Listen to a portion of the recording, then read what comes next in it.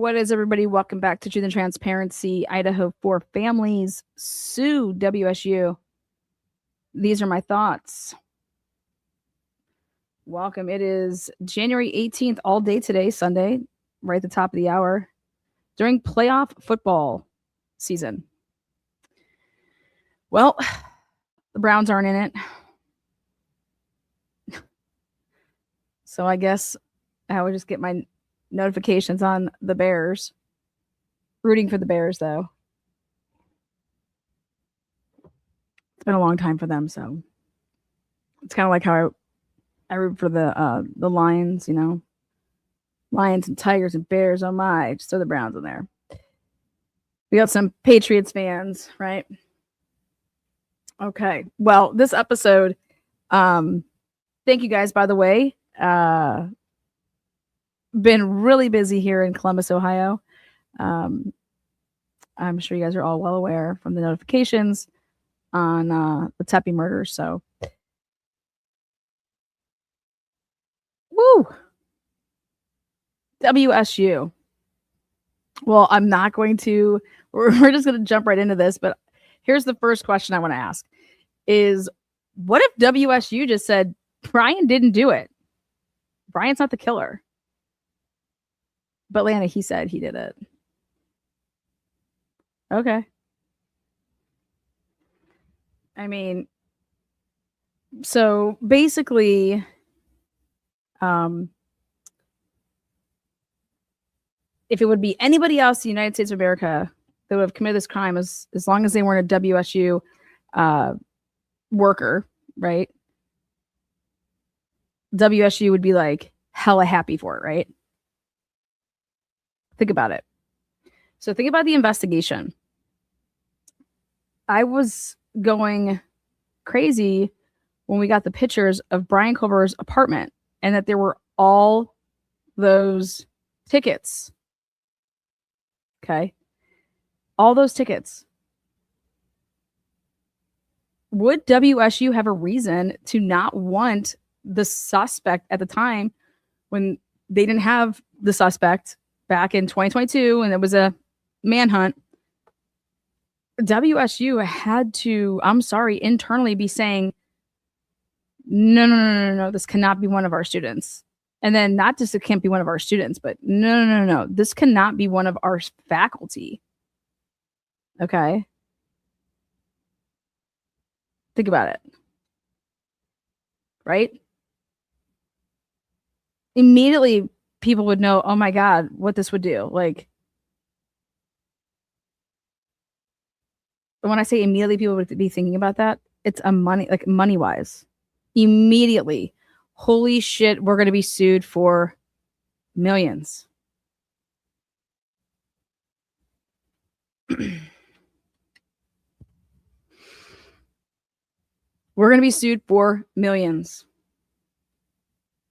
So WSU would actually have a reason during this investigation, before they had anybody as a suspect, to point people in a completely different direction or not fully, cooperate, right?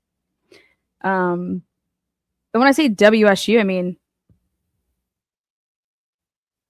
remember when I told you guys that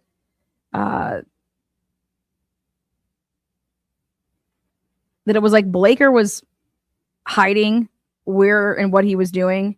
And I did a bunch of lives on Blaker's whereabouts and why he wasn't reporting on the fact that that he worked with Pullman Police Department and that they were surveying cars over there. And then lo and behold, they want to put in an affidavit that's for the arrest that it came from WSU officers and not Pullman. When really it came from Pullman on 11/25/2022. Brian's license plate was typed in, and they knew about it on 11/25/2022. But Payne doesn't want to talk about anything like that. He wants to say that we're going to use WSU querying and with Tenego and Whitman, right?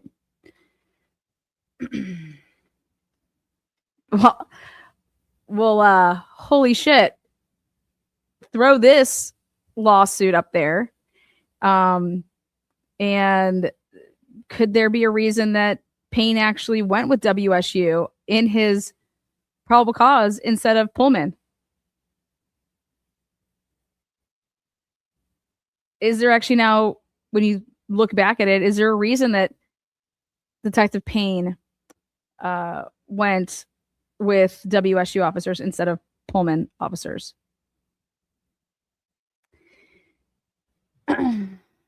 So the big thing for me here is, when I started reading this, is what's the goal of the person that's the people that are filing something, right? What's the ultimate goal? Because at the end of the day, is it to, for example, if Washington says, hey, we want to handle this, we'll give you guys $50 million and each of the families can get, I don't know, something like 12.5 million. However, like, just pick a number, whatever, doesn't matter. What's the response to that? Like, do you have to get all 4 families to agree to that? What if one of the families is like, no? So what's the purpose of the lawsuit? Is it, hey, if they throw us $100 million, that means each family is getting 25 mil, is it over? Okay. And you would have to think that when you're going about this, that everybody would have sat down and talked about this, right? So, and only they know what they all sat down and talked about. Because it's not just one person, one family suing, right? It's all 4 of them are on this. And this is the first time that I've seen all 4 families. Look at, it's not like there's just 2 or 1 or 3, all of them are here. And I'm just like, wow, this is the first time that they've actually been united, because I'm of the opinion that the prosecutor completely divided all these families in the beginning of when there was this arrest and everything that transpired from 2022 until basically the plea deal, that they divided the families, divide and conquer.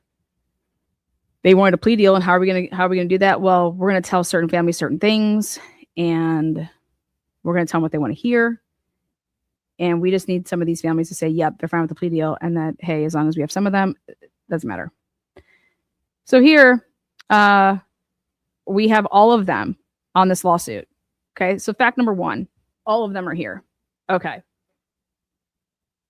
Number 2, Brian Culver worked for WSU.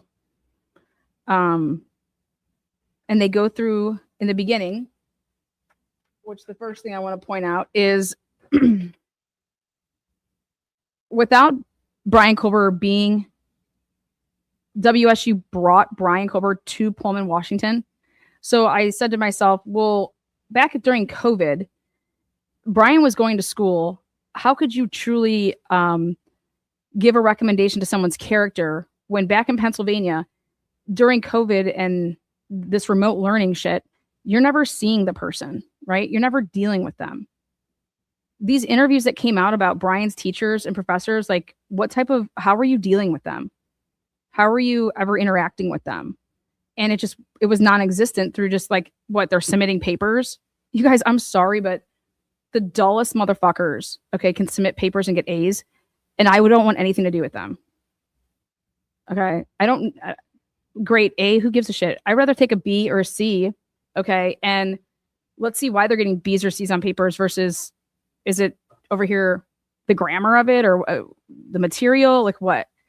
Basically, at the end of the day, though, character is why you would recommend, if you have 2 4.0 students or 10 4.0 students, how do you pick which one of those 10 people that you are recommending? Right? I never saw any of them. I'm just going off of their papers, and I'm going to say, like, he's one of the best kids I've ever had in class. In class? Well, this is all online. So you didn't have anybody in class. You didn't talk to them. You have no idea about their character. You have no idea, you know, their work ethic. You have no idea, or at least I would want to for you to show me who's submitting these papers. How do you know it's them?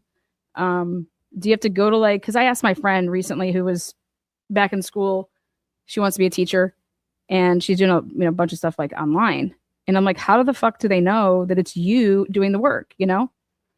Um, versus like, what if I was to write your paper? And then obviously with like AI and all this shit, like, how are they knowing that this wasn't generated through X, Y, and Z?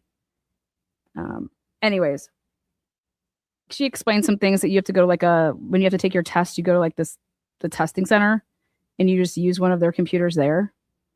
And I was like, okay, that's smart, right? Okay. Like, makes sense.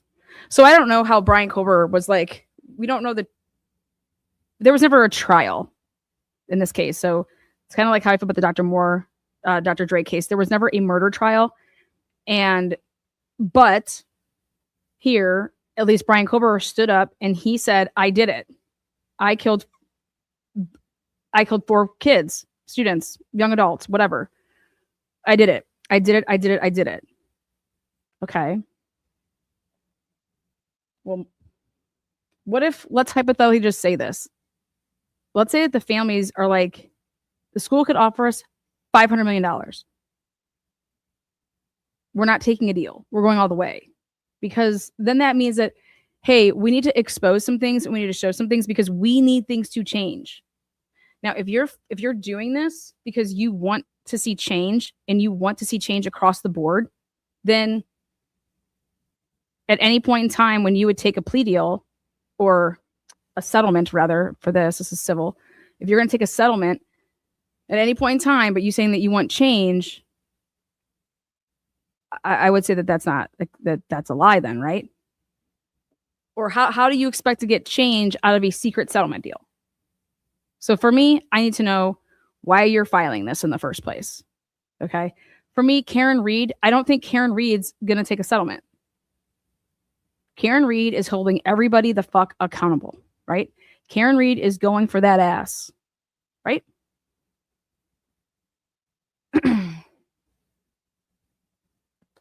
But Karen Reed's one person.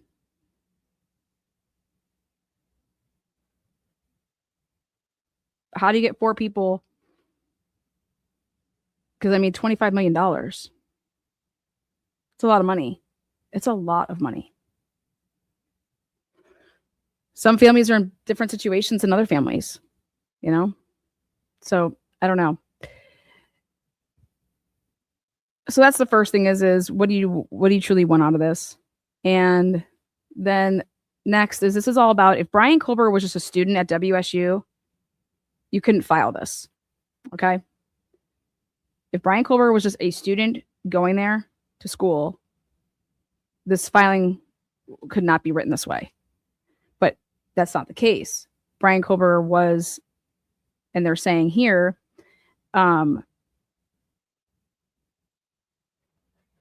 WSU brought Brian Kober to Pullman, Washington in the Pacific Northwest to serve as a teaching assistant in the criminal justice and criminology department, while he also worked to obtain a PhD with a study focused on sexually motivated burglaries and serial killers. Well, that's one of the that's something that WSU offers at that school. Okay. So me going to school at Cincinnati and being involved in the criminal justice program, if anybody tried to go at Cincinnati for teaching me how to, I don't know, get away with crimes or attempt a crime that I think I can get away with, and I got up the balls and the confidence because I went to UC and they're one of the best in the country, I think that that's absolutely fucking nuts, right? Absolutely. Totally nuts, right? How I see this lawsuit is that WSU was a trigger for Brian Kober because they mishandled the way that they handled Brian Kober. And mishandling led to violence. And I don't need to say I think this. I will show you where this is basically like pointing to that with these numbers.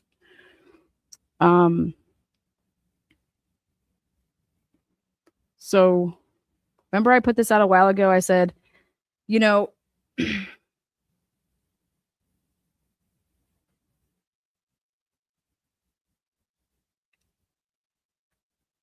if Brian Colbert was going to kill, was he going to just kill whoever? Because maybe if WSU kicks him out the right way or whatever, or disposes of him the right way, and he has to go back to, Pennsylvania, wouldn't that still be a trigger that then he would what? Kill in Pennsylvania?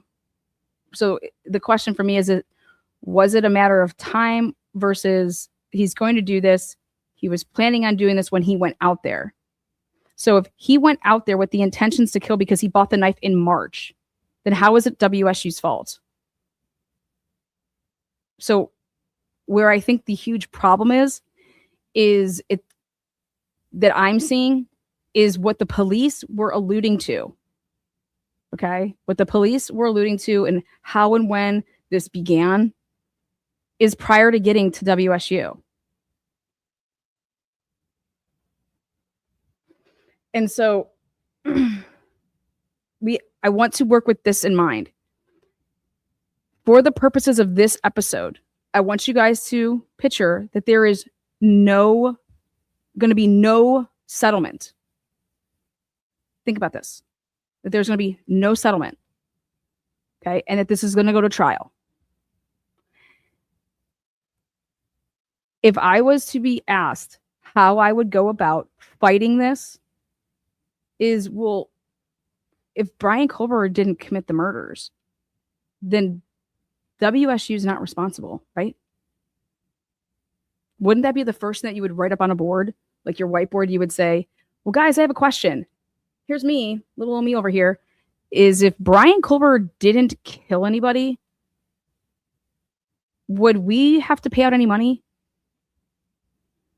And the answer to that is, Lana, yeah, no, they wouldn't have to pay any money.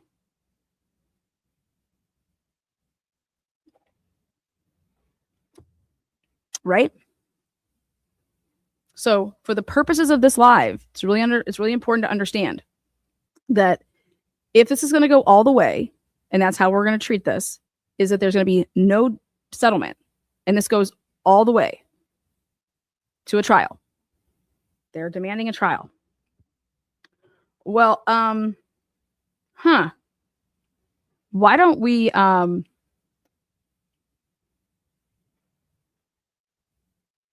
we call Brian Colbert as a witness? What, Lana? Well, this is a civil suit, isn't it? Think outside the box, baby. Come play in my world. So, Lana, you're saying if this goes all the way to trial, you want to call Brian Colbert to the stand? Yeah, I do. If you're who? Well,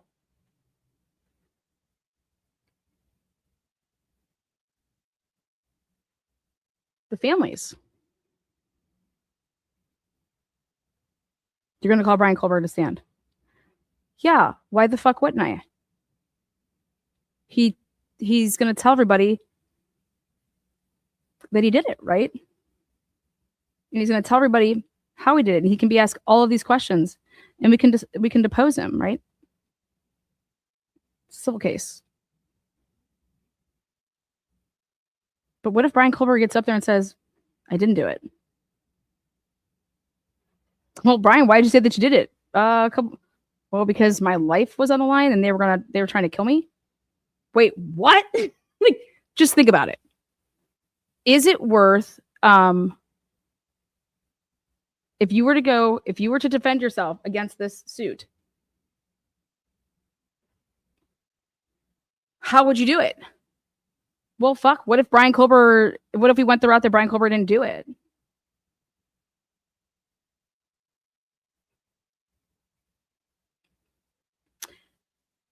Anyone can plead the fifth in court. Absolutely, they sure can. Sure can. Depose him first. See what he says. This is a civil suit. I'm saying come fuck in my world, man. Lana, you're saying that you would fuck yeah, I'd depose Brian Culver. Hell yeah. And guess what? When you have a deposition, guess who gets to be in there? Guess who gets to be in that room with their attorneys present? Steve. All the parents get to be in there. Remember they wanted to ask him so many questions? This is a great way to do it, right? Depose Brian Culver.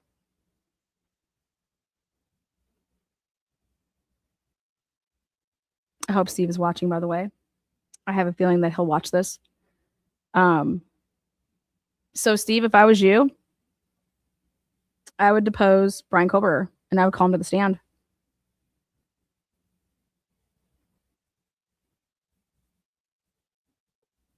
But you could depose him first to see what he would say.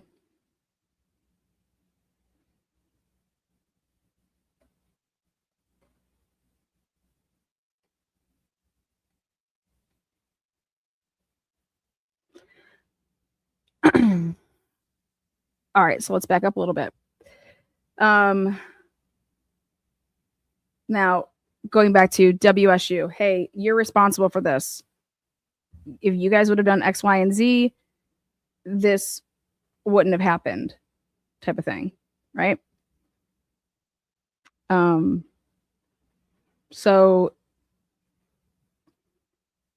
why isn't Brian Culver listed as a co-defendant?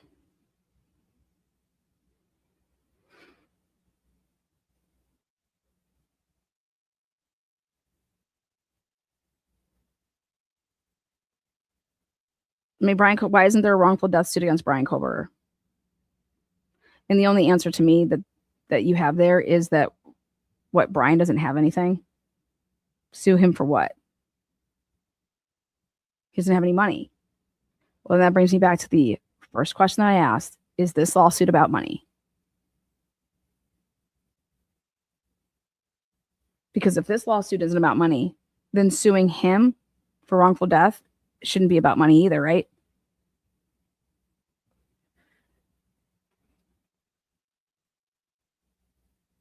It's like you can't have both ways, right? So again, understand that if Brian Culver if he was just a student there, you wouldn't be able to bring this up. So with that in mind, then you go to they paid him a salary, provided free on-campus housing, medical benefits, and free tuition, all conditioned on his behavior and subject to being revoked. Okay. Now, next. Right here. So I'm going to just show you guys my markings. And almost immediately upon Culver's arrival to the Pullman Moscow community, he began demonstrating antisocial, disturbing, and menacing behaviors. That's all opinion. In August 2022, though, early in the semester, a fellow graduate student began leaving her office door open because she believed, quote unquote, this guy was going to do something inappropriate with the student, end quote. And said that Culver struck her as a stalker or sexual assaulter type. Okay. I don't believe that is coming from the Idaho State Police reports that we have read, for the record. Okay.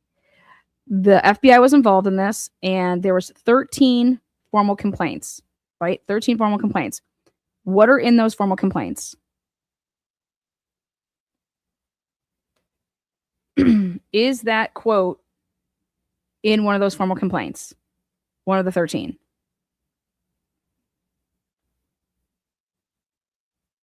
Now, based on how Culver talked to and treated women, another fellow graduate student described him as a possible future rapist.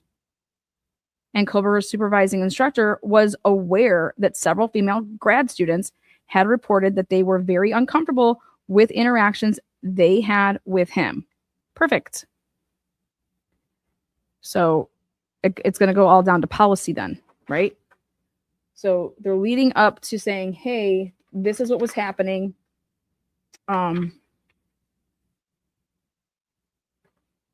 And right here,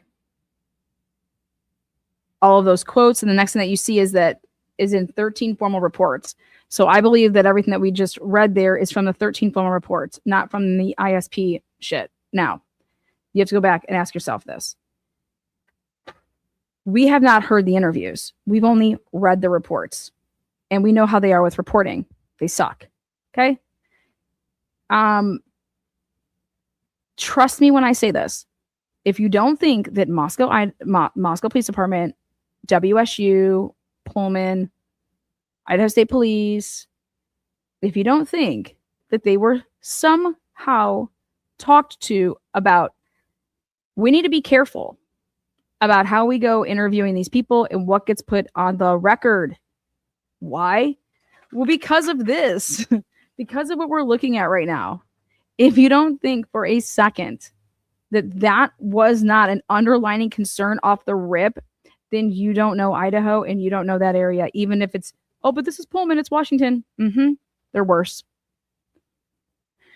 This channel covered and went back through everything that was going on that campus and how the police were just absolutely out of control. They are having sex with people that are getting pulled over and getting, they're, hey, if you fuck me, then you'll get out of this and we're going to go do this in the presidential suite and blah, blah, blah, blah, blah, blah. And we're using company cards to go to Hooters. We went over all of this crap. Okay. Those people that were involved in that type of stuff, yeah, some of them eventually got disciplined. Okay. But there's some people that are still involved in that department and now we're at the top. Okay. This is stuff that we put out there during and what was after the arrest of Brian Culver. And we really looked into the WSU Police Department.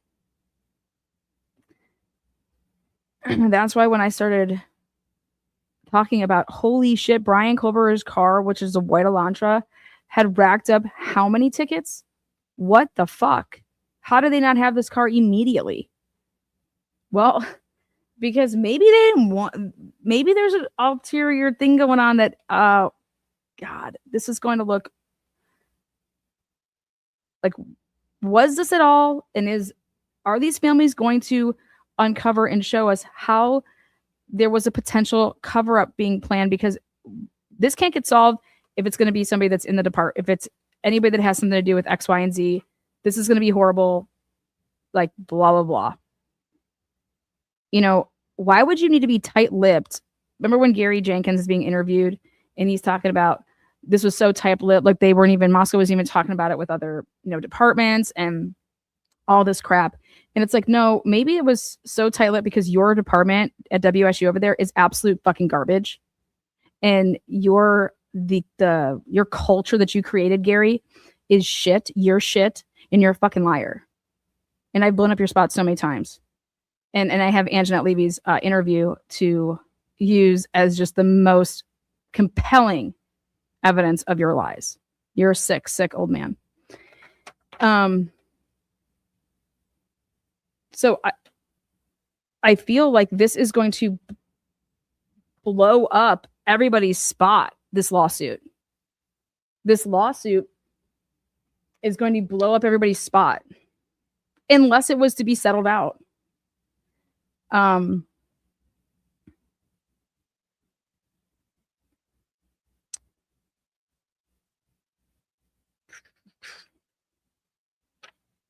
Okay, staying in order. Next thing I want to show.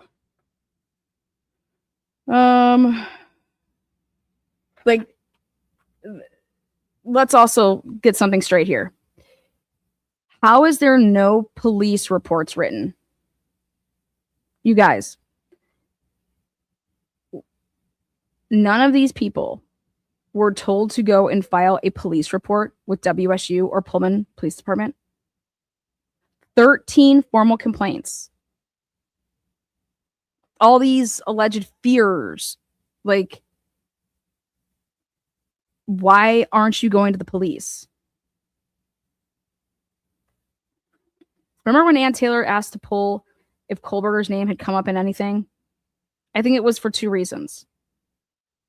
One of them was because of this, like, is there any police reports of anybody reporting Brian Kohlberger to the WSU? So like she wanted to look in the back end and see if Brian Koberger's name was in anywhere, shape, or form in their database. And it was not. So not only did, none of these people go and report him to the police,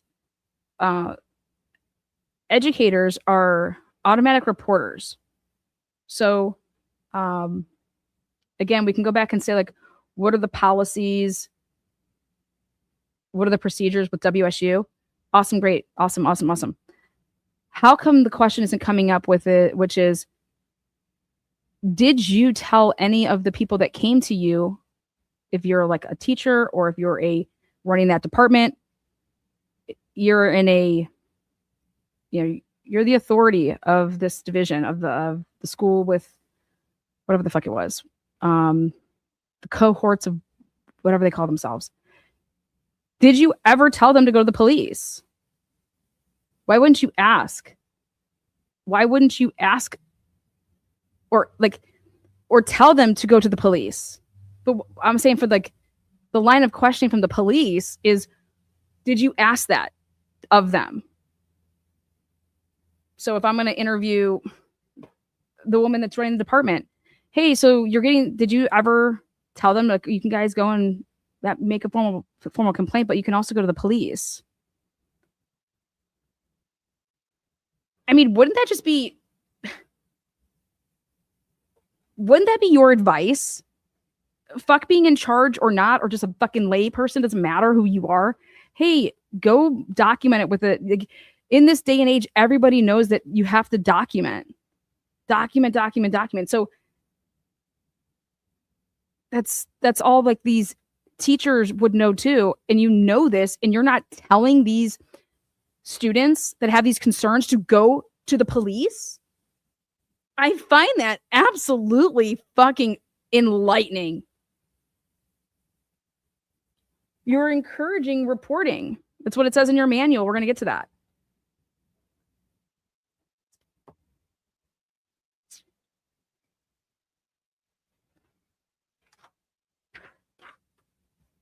Some graduate students reported that they kept their on-campus doors shut in an effort to keep Koberger out, while others left their doors open as a place of refuge for others if they felt threatened by Koberger. In one instance, early in the semester, Koberger so verbally attacked a female student in the classroom that she fled in tears, leaving all of her belongings behind. Koberger was described as, quote unquote, very angry, as if he had built up fury or rage. You guys, then the murders happen. These people are going to be destroyed on the stand. I'm sorry, but they just are. Then the murders happen. Okay? The murders happen. Not one of these people come forward and call the tip line. Nothing. That, you know what? That guy that's obsessed with burglaries and break-ins and serial killers, who's in our class, and I'm a WSU student, blah, blah, blah. Or maybe it's going to come out that somebody did and that they buried that tip. Who the fuck knows? But as it stands right now, not a single tip came in with the name Brian Koberger. This is a 126-page filing. And nowhere in it is there anybody out there saying, I called the tip line and said X, Y, and Z. This is the day that I did it. They're burying it. I was hoping to read something like that, right? Not one tip. Okay, these are criminology students. Like, come on, this is what you're focused and this is what you're going into your career for. And you think all of these wild things that he could be a future, rapist. Then you guys find out that there's a white car, an Elantra that they're looking for. And this dude is parking illegally out front Short Hall, which would have been seen by all these people. He drove it to some barbecue. He put Gay, what's his name in there? Ben Gay, who I call Ben Gay. His name's Ben, but he's a gay guy. So I call him Ben Gay. Ben Gay rode in his whip with him. Okay. None of these people say, oh my God, the guy that we think all of this crazy shit about also drives this white car that y'all are looking for. Holy shit, nothing. And they're in the field that they're in is in criminology.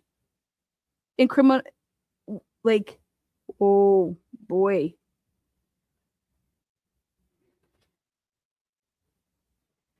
And WSU is supposed to be the best. I don't want any of these people in my class. I don't like what? These people are like, hey, WSU is one of the best programs, man. And then I hear things like, well, some of the students don't speak English that well. Excuse me? That English is their second language. I don't give a fuck if English is their fifth language. You guys, where he was parking this car that kept getting tickets after tickets after tickets. It was after the murders, before and after the murders. He wasn't trying to hide the fact that he had this white Elantra. Okay. He was getting tickets with this vehicle right outside the short hall, Wilson Short Hall, where all of these cohorts and everybody that's in this document, it's where their offices were for their office hours.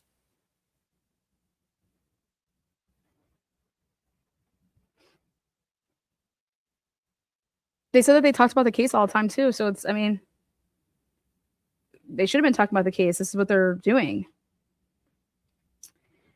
One sophomore student reported that Culver had followed her and told her bosses at WSU about the incident. So she was a sophomore in this program, not like when I say sophomore student, because she's saying she told her bosses at WSU about the incident. In response, they told her she should not be alone with Culver, suggested that campus security should escort her out. So now you want to bring in campus security. Where is there any report of interviewing like the WSU people, or I'm sorry, the people that were the Moscow Police Department, the Idaho State Police? Okay, wouldn't you be tracking down the campus security who was running escorting of a student? Don't you think you should interview somebody like that after the murders and after they arrest Brian Culver and people are saying this? Wouldn't you go the first thing you would do is you interview this person and they say, hey, yeah, I got campus security to escort me out. Or would she say, yes, I asked for that, or I asked them about in my complaint, or when I told them about it, they told me I should have campus security escort. I just never used it. I just never did it. That's not going to look good.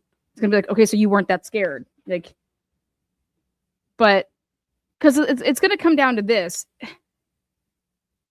WSU is basically going to have to defend themselves against this if this doesn't get settled out, right? Well, how are you going to defend it? How are you going to say like this is an awful situation for people to be in, right? So WSU is going to defend openly somebody that said I did it. I killed 4 people.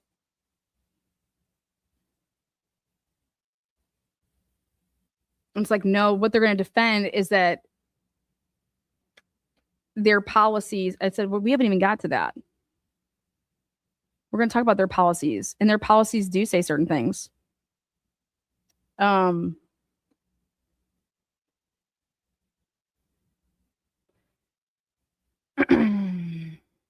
Okay. As early as mid-September of 2022, WSU professors were discussing the quote-unquote need to do an intervention with Kohlberger because of his treatment of female students. This was mid-September. By September or October of 2022, a WSU professor believed that Kohlberger was stalking people. God, I hate to be this guy that's going to get talked to. This professor believed that Kohlberger was stalking people. One student learned that Kohlberger had photos of her and other female classmates on his cell phone. How did you learn that? How in the fuck did you learn that? Was this after the fact, way after the fact? Like extremely after the fact? Was this through Dateline's leak?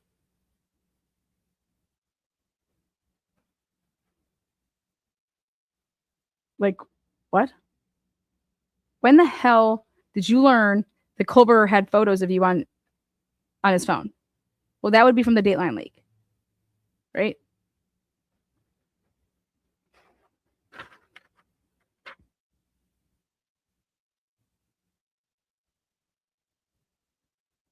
What did you do when you found out? Colbert's victims were encouraged to report his behavior, and a number of them did. The WSU Office of Compliance and Civil Rights had at least 13 formal complaints related to Colbert, yet the individual in charge, right here, of the complaints later reported that she had neither met nor even spoke with Colbert. Do you understand that that's a problem? Now, that's a what? It's a policy violation. Ready? People aren't going to like this. Oh, like the FBI violated the policy with the databases for IGG. So it's a policy violation, right? Polishy, smallishy, right?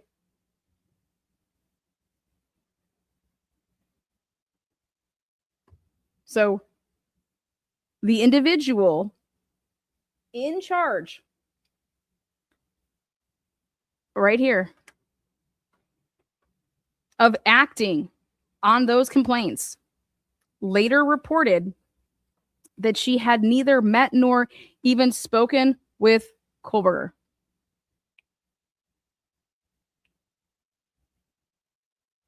Well,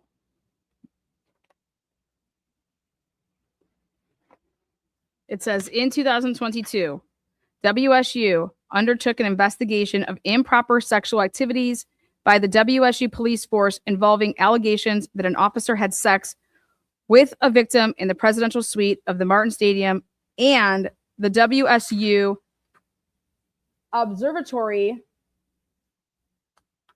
while on duty. We're going to get to that. That's what that is. But prior to that, before we get to that, is that number 13, Kohlberger's victims were encouraged to report his behavior, and a number of them did. So they were encouraged to report it to who? The WSU Office of Compliance and Civil Rights. Well, great. I'm going to the police too, motherfuckers, right? We have campus police. We have WSU police. We go to WSU. We have a WSU police department, right? Get your asses down there. File a fucking report. I mean, shit. YouTubers are out here calling the police when somebody says, oh my God, they shared my fucking screenshot. 911, what's your emergency? Can you please send an officer down here? Somebody just shared my screenshot. So awesome.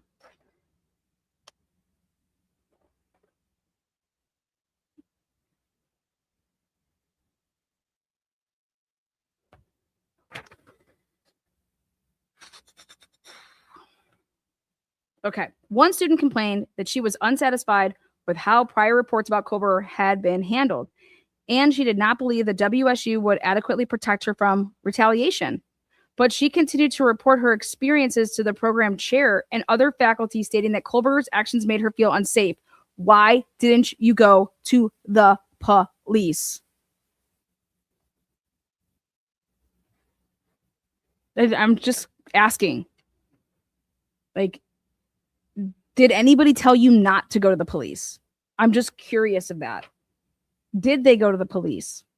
Another graduate student made complaints about Kohlberger and was directed to copy them to another department at WSU, but she was reluctant to do so because she had bad experiences with that in the past. Cannot wait to hear what that's about.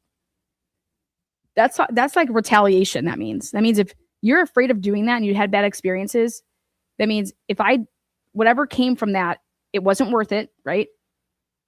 It brought on more problems than it did help. And that tells me something about like the word retaliate. Now, we're going to talk about number 15 here. You guys know how I always say a meaningful opportunity to be heard at a meaningful time? That's what due process is, a meaningful opportunity. When I saw this, I said, interesting, meaningful, huh? One female graduate student reported that she wondered why people in power in the WSU Criminal Justice Department did not meaningfully address Kohlberger's behavior. That tells me that they did address it. Okay? This sentence tells me that they did address it, right?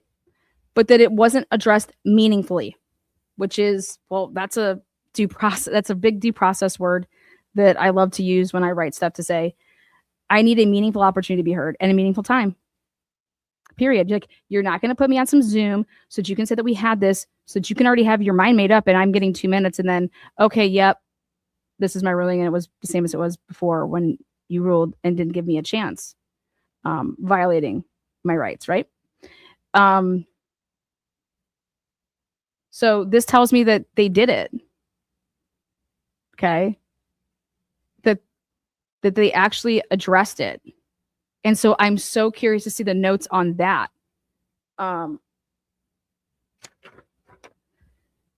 During one of several faculty meetings where Kohlberger was discussed extensively, one faculty member remarked, in quotes, "Mark my words, I work with predators. If we give him a PhD, that's the guy that in that many years, when he is a professor, we will hear is harassing, stalking, and sexually abusing his students. Yet this motherfucker does not come forward when there was a brutal attack right down the road and does not offer up, holy shit, look into this man."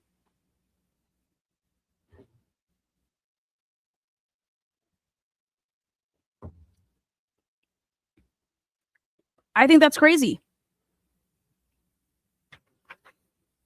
Mark my words. Okay.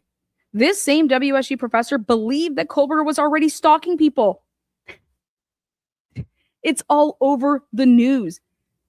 The police are looking for any stalking activity to do with Kaylee, stalking. All could have been Maddie. So who stalk. And these dudes at WSU were thinking that this dude,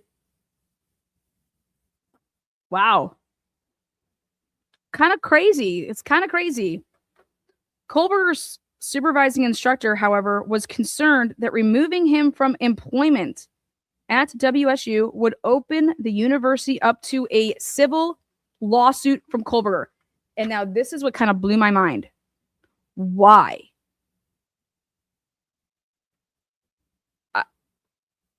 I think that there's a potentiality that that's not what it was about at all, but that she just said this. I think that there's let me tell you something. If you don't think at the University of Cincinnati, at the criminal justice department, and the people that are running that program, right? And the professors, you don't think for a second that they're not being and working and have a great relationship with campus police / the Cincinnati Police Department? So just think about that for 1 second. They do have a good relationship. Absolutely. They do. Absolutely. They have a good relationship. Okay. So for WSU / Pullman area, what if this wasn't the reason? What if number 16, what if it can come out that Kohlberger's supervising instructor, however, was concerned that removing him from employment at WSU would open the university up to a lawsuit from Kohlberger, thereby elevating the financial interests of the university above the safety and security of students. Well, what if they actually did do something? What if they did say something? Ready? Ready for this part? Ready for this big wow, Lana? What if she was told, oh, dude, he helps us. He's harmless. He's been helping us. He's been doing like drug buys for us. We know who he is. Like he helps us on some of these. Don't say anything, but he's done a couple of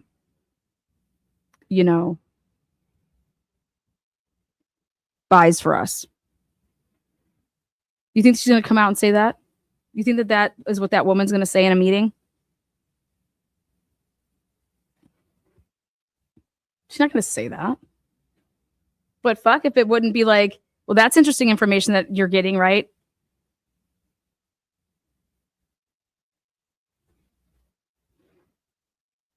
So the point is that I would think that these WSU superiors would have good working relationships with the police department over there, especially WSU. Wouldn't you just pick up the phone and call and say, hey, have you guys gotten any, any complaints? This is so-and-so down here at, WSU. Oh, hey, yep, how you doing? Like, you have to have some type of a working relationship with somebody over in that department, right? From WSU police department as running like the criminology program, right? You have this lab stuff. Come on, there's a working relationship there. I know there is. And to pick up the phone and say, have you guys gotten any complaints about anybody reporting? I'm dealing with a situation with one of our new graduate students, blah, blah, blah. Don't you think that that's what would have happened? Or that should have happened?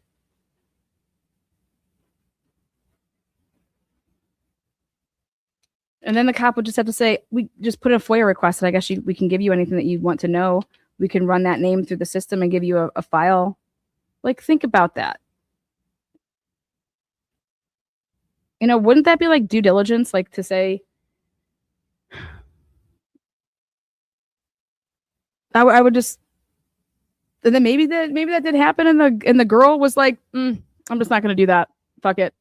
I don't have time for any of that shit. But at the end of the day, they didn't do anything. Okay. But I find it hard to believe that when this murder happened, that nobody's over here saying, maybe you should look into this guy. Not a single person saying that.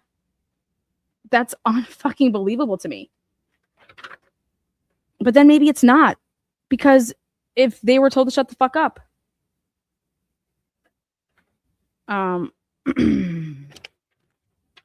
Going here to 17. The WSU Police Department is intended to be a critically important bulwark when it comes to protecting students in the community from sexual harassment, stalking, and dangerous predators. However, prior to Culver being hired by WSU and arriving in Pullman Moscow community, the WSU Police Department had a long, troubling, and sordid history of tolerating and, in fact, fostering inappropriate sexual behavior in its own ranks and discouraging complete and accurate reporting of such misconduct. That is 1000% true. We put it out here on this channel back in 2023. I did numerous, and now remember, we cannot record in Washington. Okay. I straight up called Dawn Daniels and asked her and wanted to look into this. Listen, had anybody reported Culver? Like, we have sources that are saying that their complaints were not taken seriously. And can you comment on that? Of course, that was after the gag order. No, she can't comment on that. But I then covered about these other officers. And it's a culture over there. And if the same people that were in charge came back in, that actually retired and came back in, there were shitbags. Okay. This is a culture. It's a cultural problem there.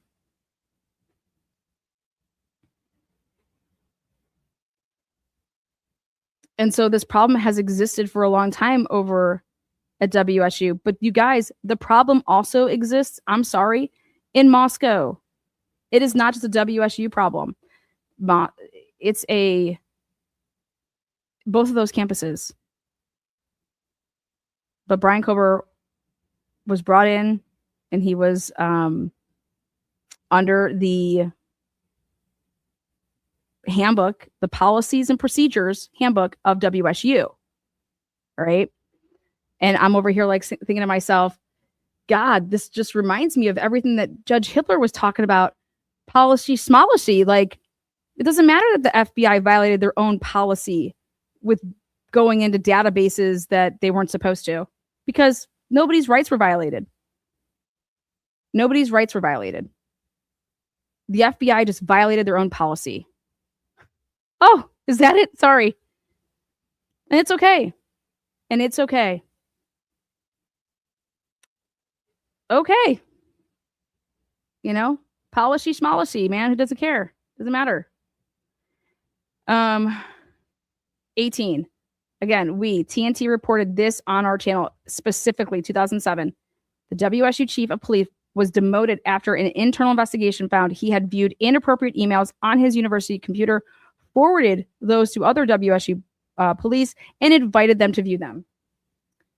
In 2011, again reported on the channel, WSU was fined over $80,000 by federal officials because of multiple sexual assaults that were not properly reported, because they want their numbers to be different. And when you're going to send your kid to a school, you cannot say, hey, guess what? Send your kid here and we have a 30%, your kid has a 30% chance of being sexually assaulted on campus. That doesn't look good, does it?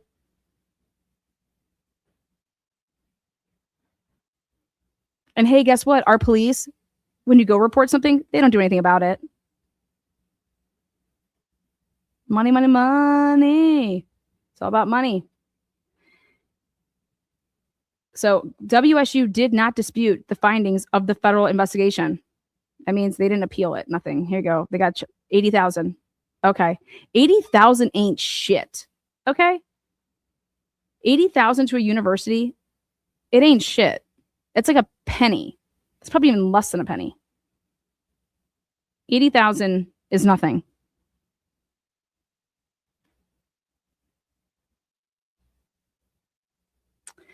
In 2022, so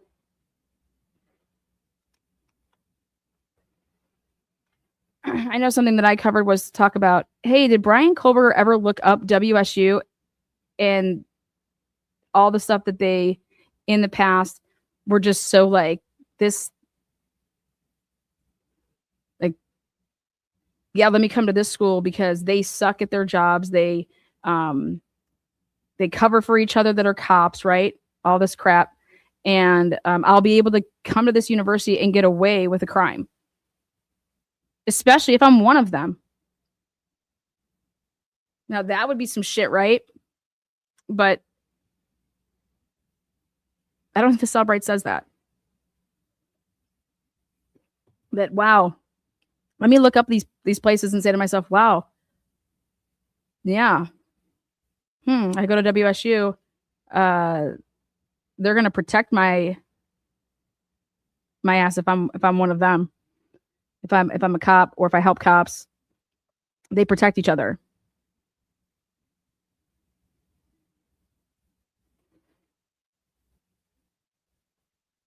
So in 2022, WSU undertook an investigation of improper sexual activities by the WSU police force, not just one person, but the force, involving allegations that an officer had sex with a victim in the presidential suite of the Martin Stadium and the WSU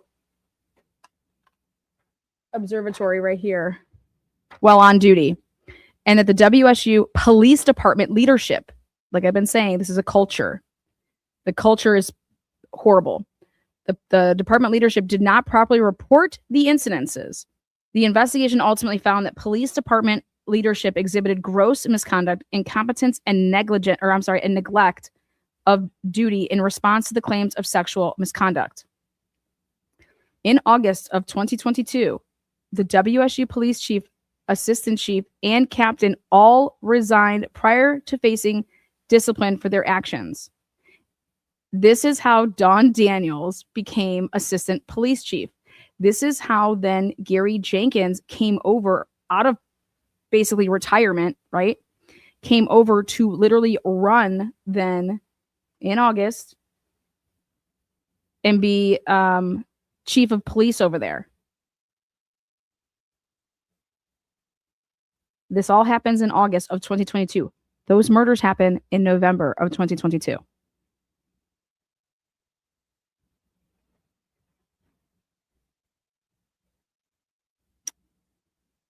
Remember when I was telling you, could this have been retaliation back then?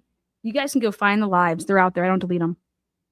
I said, WSU has a big problem on their hands with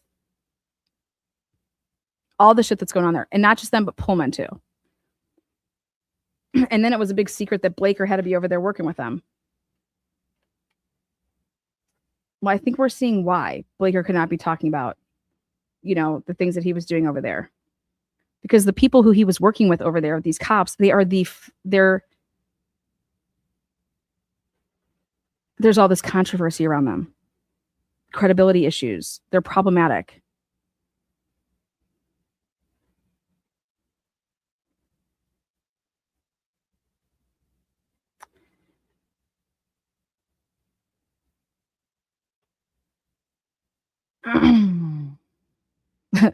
The president comes out and says that WSU will not tolerate this kind of behavior, nor the negligence of departmental command staff.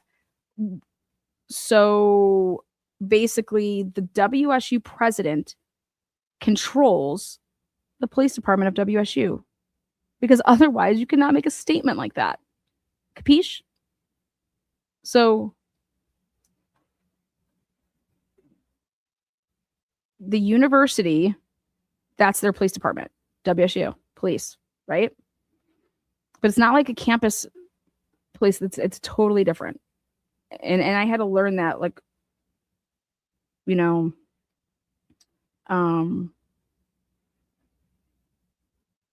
like Moscow. There's not like University of Idaho Police Department. Okay. It's the Moscow Police Department. And then the way that they branch off is they have a captain that's like the campus captain, and then there's like the citizen captain. So I did a live on the hierarchies of all of that.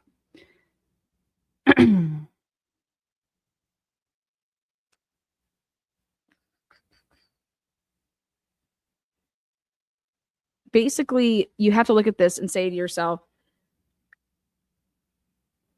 was this avoidable? And if so, it was. And if WSU would have done things differently, then these 4 people would not have been killed. But does that mean that 4 other people would have been killed, or 1 or 2 or 3? That's my thing, is for the theory of the Moscow Police Department in the case is that Brian Kohlberg came from Pennsylvania, already had bought that knife, traveled all of those miles with that knife for the purpose to use it when he was at WSU, because he that was his plan.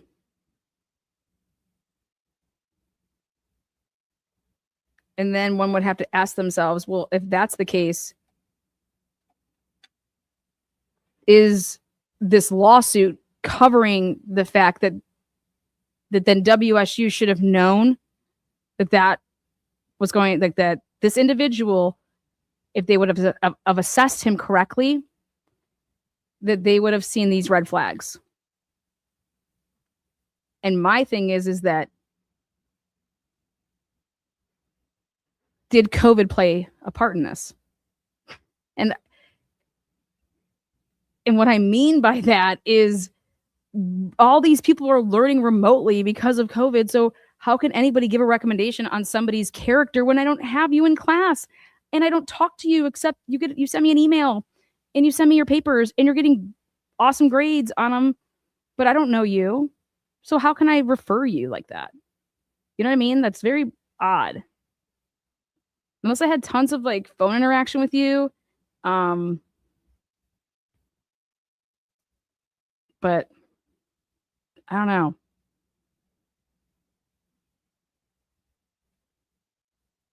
I have an issue with that.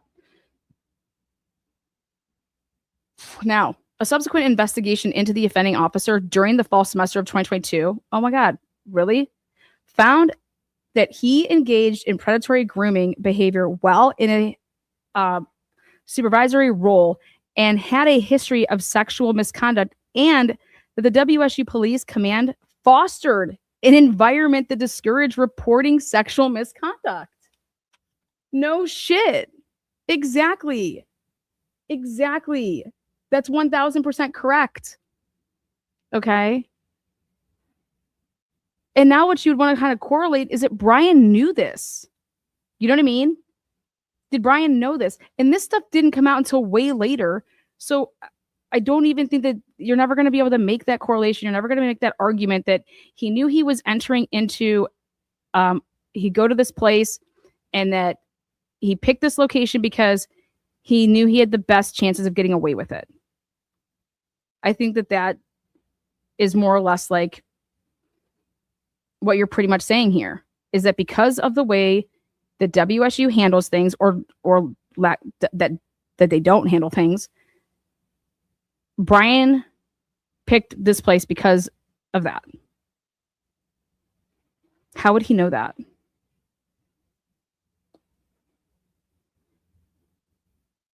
I'd go back through all those. I'd go back to. I would go through. So also think about this. Because of this civil case, these families can get their hands on anything and everything that's relevant. I think it's extremely relevant if you can go back into Brian's search histories, if they can even go back that far, what his Cellbrite shows, even on his computer, anything that shows him looking up and viewing the past history of WSU. It'd be interesting, right? It's circumstantial, but it'd be interesting. But it's also interesting to me that that this could have triggered, how do I want to say this? All of these people that saw all this disciplinary shit happen to them right before the murders, that's a really, really interesting time frame, don't you think? Right before the murders, that this is what's going on over there at WSU.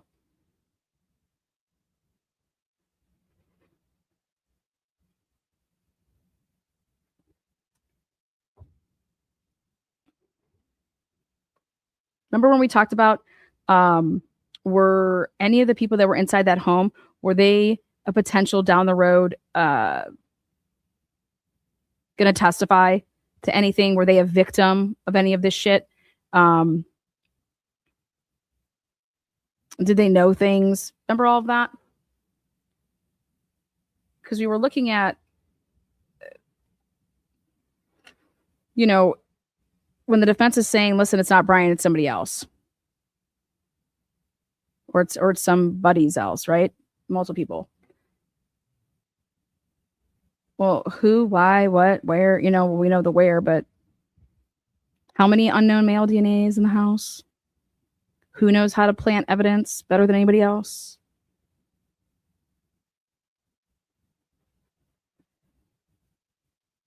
I think all the timing for this is really interesting.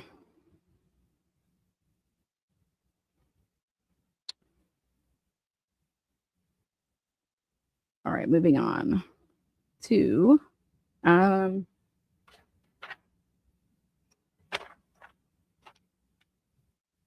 25. Despite having a formal threat assessment team, a now common practice at universities to proactively identify, assess, and manage individuals who may pose a risk of violence, WSU wholly failed to follow that process with Kohlberger and instead allowed his dangerous behaviors to escalate while it simultaneously continued to support him financially, provide him with access to university resources and students, and keep him housed rent-free in the Pullman Moscow community. And there it is. And basically what this is saying is that, guess what? It wouldn't have been our kids. It would have been somebody else's kids. I'm sorry if I put that out there before, but these 4 students would not have been able to be harmed because he wouldn't have been there. But that the inevitable was going to happen. He's going to kill, but it's just not going to be these 4.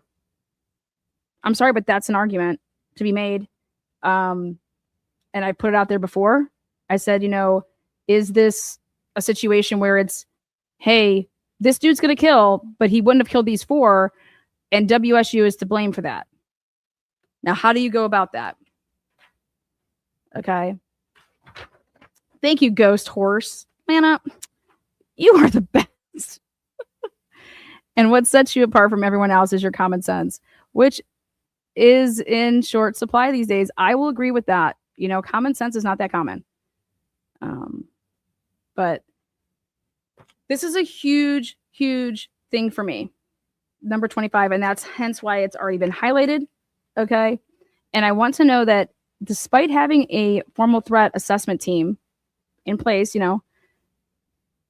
how did WSU, okay, it's basically like they could have prevented this from happening there.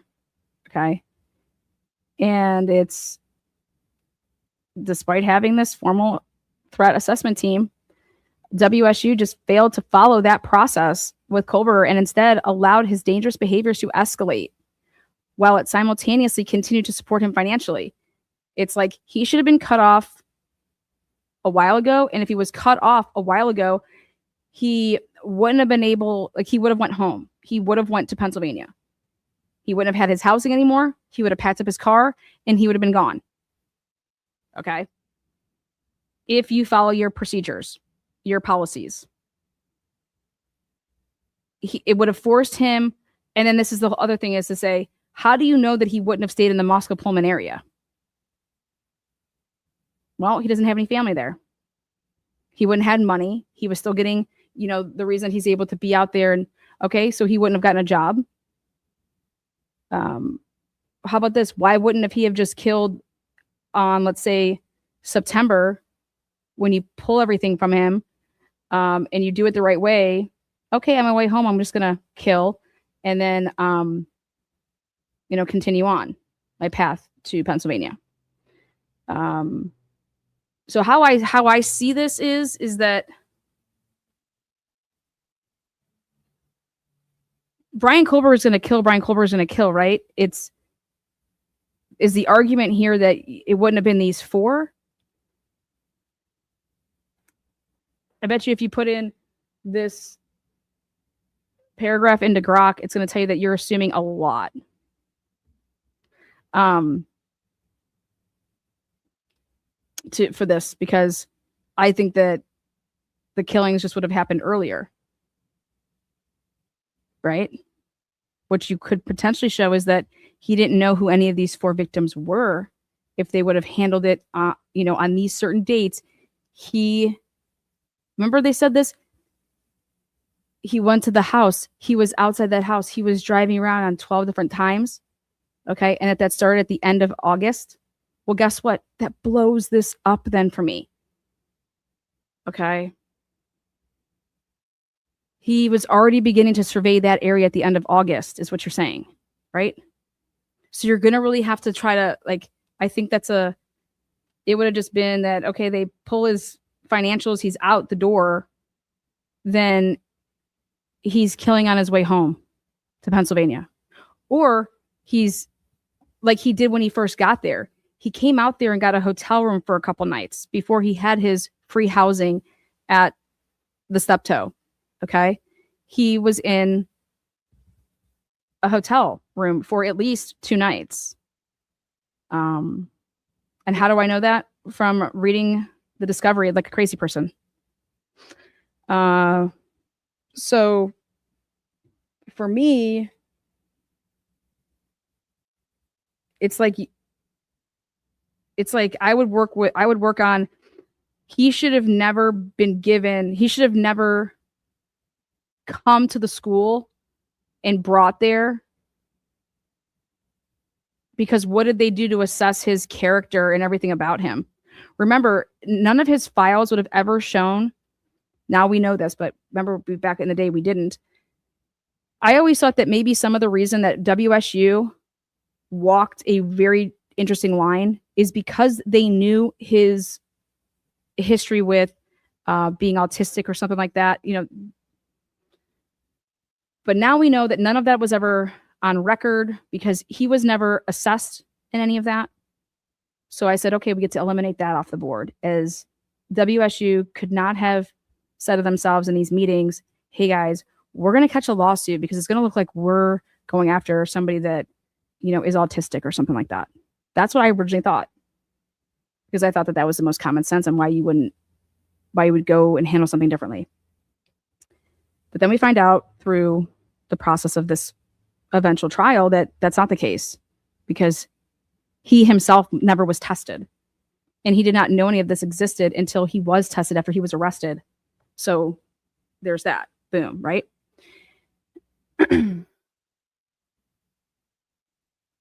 Sorry, I got to get my NFL update.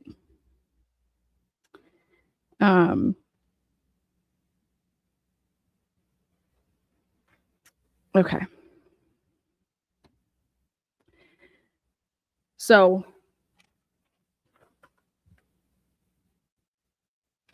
you got to go back to why and how he came to WSU. Why did you offer him a scholarship and to be in this role over who were the people that didn't make it? I'd want to know that. Okay. I'd want to know that. I'd want to know how they determined, okay, that, hey, WSU, everybody that applied for that back in the day, we want all of their essays.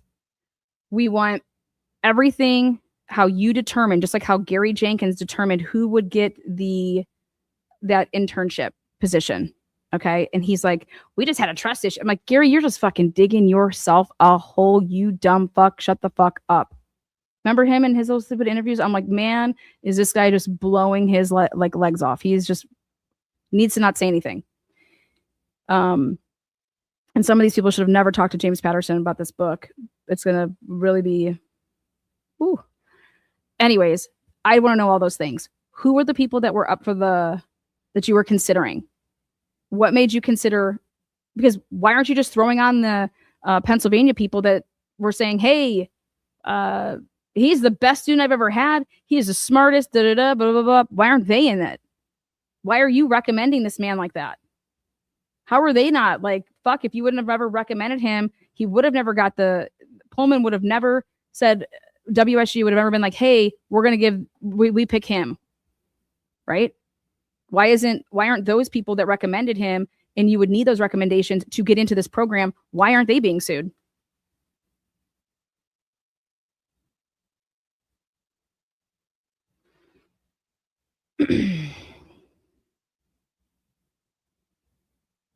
I think WSU has no choice, in my opinion, to fight this. Do you want to know what type of precedent? Remember, I told you guys this is going to be unprecedented. This lawsuit is going to be, if this goes all the way, is going to be unprecedented. And what's going to change from it? Why would you even, what are you trying to accomplish? And my understanding is they want something to change so this doesn't happen. Okay. You guys, that would mean if the policy is in place, okay, you're asking for things to be enforced, which means that when people violate their own policies, you want accountability for the people that violated the policy. And that to me is just the biggest, God, fucking, I can't handle that. Because I'm like, wait, but in the criminal case, we're just all supposed to eat the fact that our rights were violated left and motherfucking right throughout this whole proceeding. And nobody was held accountable. Not one step of the way, nobody was held accountable. Okay, in a criminal case where our rights, all of our rights are on the line. Because that case is going to be used as precedent for other people to cite it and to be able to get things because of that case. That's crazy to me. That's why it matters. So for me, it's like, if you want change, well, change comes from people actually that have a policy in place. Fire those people that did not uphold their policy, that they did not do things that they were supposed to do it. Because if you had the policy and, hey, you're supposed to follow the policy and this is what should have been done and it wasn't done, who gets fired here? WSU, fire these fucks. Every campus out there. Go back to the Penn State days when Jerry Sandusky did what he did. And it's like, dude, stop putting Band-Aids over bleeding wounds. Okay? Humans make policies work or don't work. It does not matter if you have a policy in place if you're not willing to enforce it, and when you have to enforce it, if that means getting rid of people that aren't doing it. Okay, like I mean, I just don't get it. It's because at the end of the day, I mean, I do get it because at the end of the day, the schools, the WSU institution will have your back to bury it because it'll look bad on the school. Same thing with Moscow and Idaho over there. We can't have our school look bad. This is going to make our school look, we have donors that donate, da, da, da, da, we can't have this, blah, blah, blah. Like, yeah, looks really bad, doesn't it? Or why can't you just spin it? Do you guys not have good PR people? Spin it and show how when you took over that we cleaned house, motherfuckers. Yep. Send out, make big blow up posters and show how you firing people and that we cleaned house. We got the culture out that was allowing this to happen. Blah blah blah. Like, but this is all about reputations, money, future money. But that's why it all comes down to, is this to truly hold people accountable? And because the policies are there, the people just have to do what they're supposed to do. And then when they don't, they have to get fired. Right? I mean, you own a gas station. Okay. Your employee doesn't come to work. What do? Cover for them? No, you fire them. You fire them. But hey, but my policy says that they get 2 or 3 no call, no shows before I get to fire them. Well, so then guess what? You can't fire them yet, right? Because that was only their first no show, no call. You better have 2 people scheduled then to work at your place every time then, right? Because what if that one person doesn't show up? Then you at least have one person there, and they can notify me that the one person didn't show up and they did a no call, no show, right? And then I would call somebody else in and see if they can come work. But your policies dictate how you then can go about something. But if I have a policy that says you get to have 2 or 3 no call, no shows, and I can't fire you until I document it and do all that, then yeah, maybe I would scratch my head saying, wait, why am I okay with allowing 2 no call, no shows? Maybe I need to change it that it had to be like an emergency and you better have like a doctor. You better been in an ambulance that you weren't able to call. Someone's phone died. I mean, at the end of the day, it's humans. You're basically saying you want humans to be held accountable for doing their job. And when they don't do their job, you want them to be fired. And cheer to that, right? Like, why DoorDash would continue to allow Molly to be able to even take DoorDashes if it takes her 2 hours to fucking send a DoorDash is beyond me.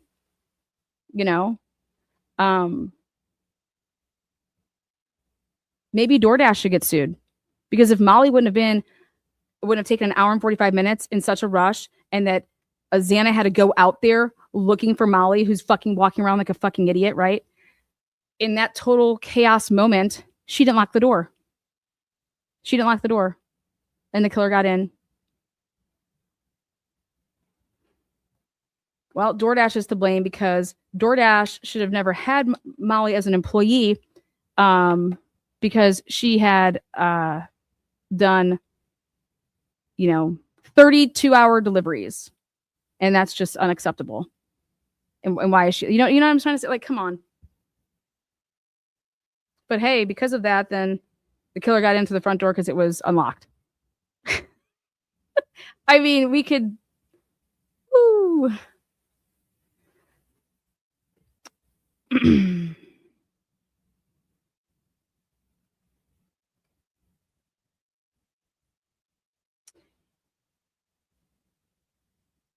I agree that Brian is an employee of theirs. Okay. So, as a result of WSU's actions and failures, 4 young college students were brutally murdered. Do you guys see that? That's a bold statement right there.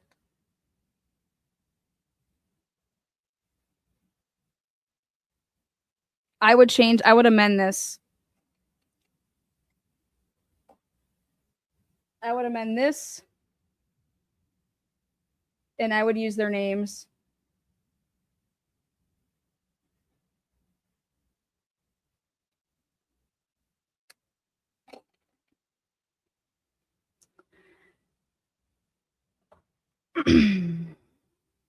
Don't you think Brian Kober is the killer, right? Don't you think he was going to kill? He was preparing to become a killer? Or no? I think if you use their names, it's because I think the argument's going to be, well, but anybody was going to die.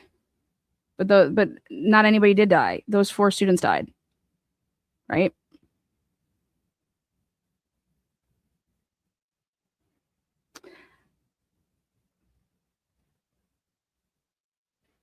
Basically, it's going to come down to for me, the argument is Brian Kober going to kill anyways? Is Brian Kober going to kill? And how you need to sell it, I would guess, is that no, he planned to go get an education there. And that because of the way that they handled it, it triggered him to then he says, okay, I'm going to kill.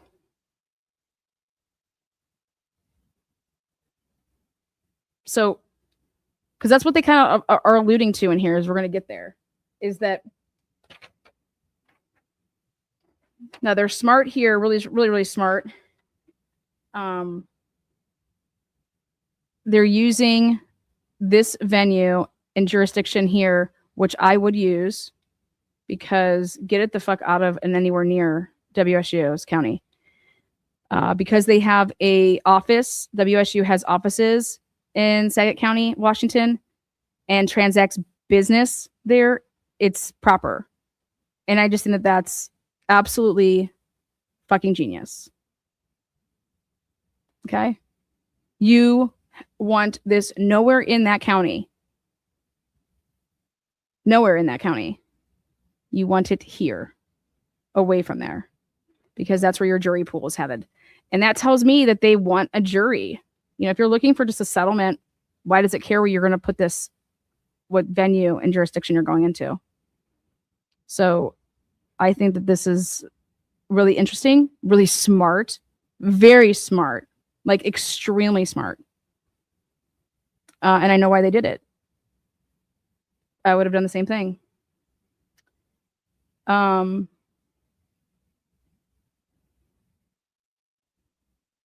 Next is, okay. So the factual allegations common to all counts, and everybody needs to understand this. This has nothing to do, this portion, with the probable cause. Okay. I don't care that Bill Thompson said that nobody was being stalked here. Okay. That has absolutely nothing to do with this portion of the filing, because this portion of the filing has to do with he was stalking students at WSU. Okay. This is not specific to the crime. This is before the crime ever occurred. And so people are getting that twisted, and it's really unfortunate, but it just goes to show that it's a misconception. But this portion right here saying about the stalking, it's very, this factual allegations common to all counts is A, stalking is a serious and preventable risk to college students. Okay. 38, stalking is a serious and preventable threat facing college-age young adults both on and off campus. Exactly. So that would be a huge, they're actually admitting right here that if it's so common, I mean, I think this percentage is ridiculous. Look at this. Right here, 39. Up to 40% of college students, particularly women, report being stalked since entering college. That hurts the lawsuit. That's just a stat. And it's a stat.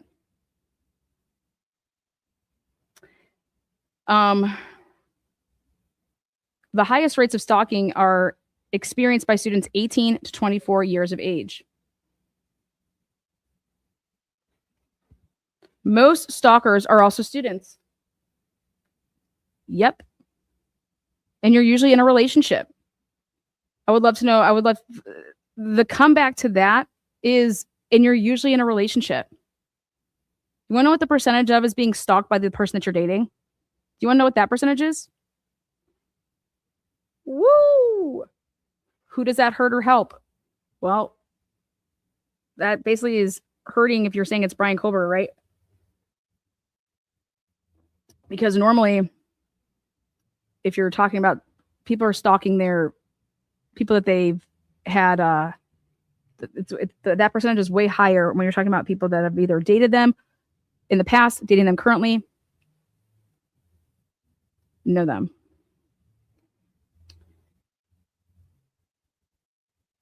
Okay. All right. Now, the first time we hear this is those diagnosed with autism spectrum disorders are also more likely to engage in stalking behavior. Right here. This tells me that they plan on using his the Brian Colbert's diagnosis, like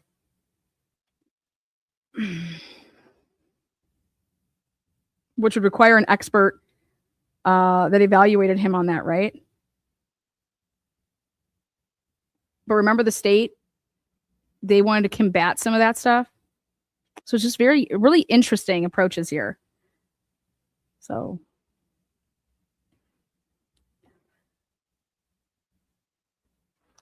All right. Then the next thing I want to talk about is, obviously, I'm not going to go through what Title IX is, except for right here. And just to say that it is crucial for universities to promptly identify and appropriately respond to stalking behaviors. It is critical for universities to promptly identify. So that's on the university. Awesome. We get that. Okay. So they're saying that, hey, guess what? The university did not do that in this situation. Okay. And with that said, as a Title IX violation, again, we're going to go back to these violating. The Title IX violation, mandatory reporters at universities are required to report any instances of stalking. And what I tell you guys in the beginning about an hour ago, I said, we have mandatory reporting. It's a mandatory reporting when you are in certain positions. And those people at WSU are 1,000% mandatory reporters. So why weren't you reporting? So there should have been double the amount of basically reports, because it should be reported by the person that's experiencing it, and then you're the automatic reporter, right? Because they told it to you.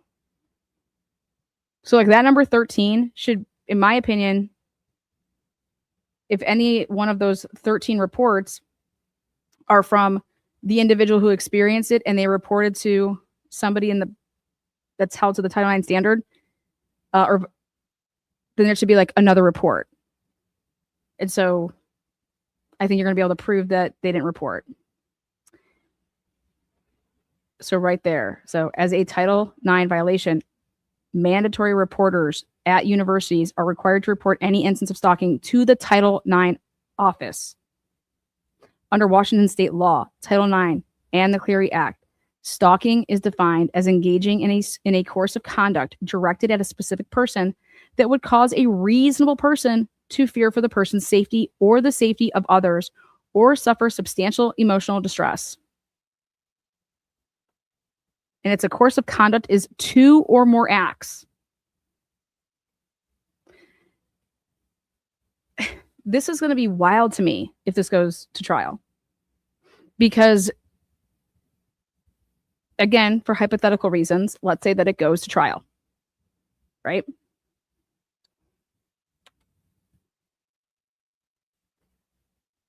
How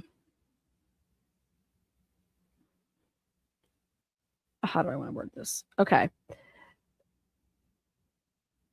So you got to get these people on the stand, that are going to say that this happened more than once, okay, and that they reported it to X person, right? And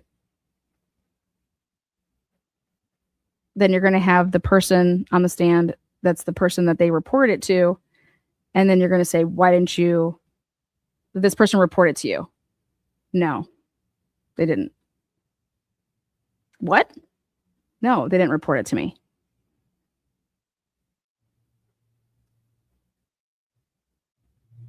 But so-and-so said that they did. Well, then so-and-so would be lying.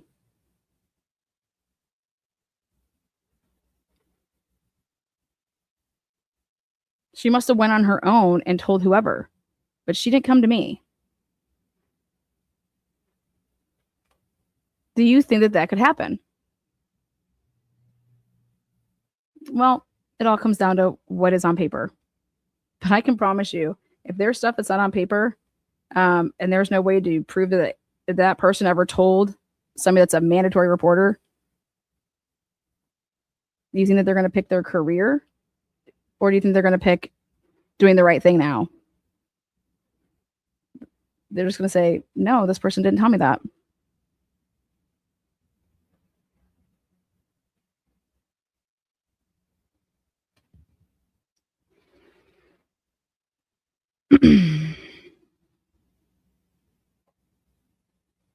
It's called lying, right? It means that somebody would be lying, right? Well, guess what? It happens every single day. And if you think that this case would be any different, then you are wishful thinking.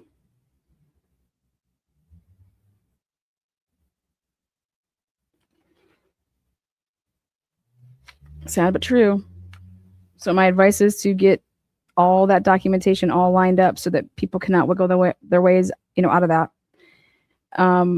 Also remember here, it's 2 or more acts. So common stalking behaviors include unwanted communications. So you're going to have to show that Brian Culver was attempting to communicate with people. And who are you going to ask that to?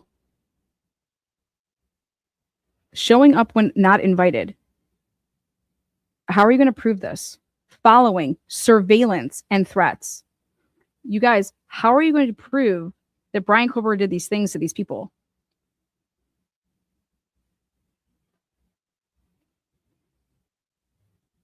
None of it was documented, right? So then it goes back to this whole thing, which is for WSU to defend themselves, they're going to have to say that these victims are lying. No? Yes? How do you defend yourself? What, call in Brian Culver and say, Brian, weren't you not showing up to class? Yeah, sure wasn't. So therefore you couldn't have been, I don't know, showing up beforehand to go to some office hours with this person? What? No. I don't know. Like, what would you do? How are you going to, if nothing's documented, then you're going to have to use what?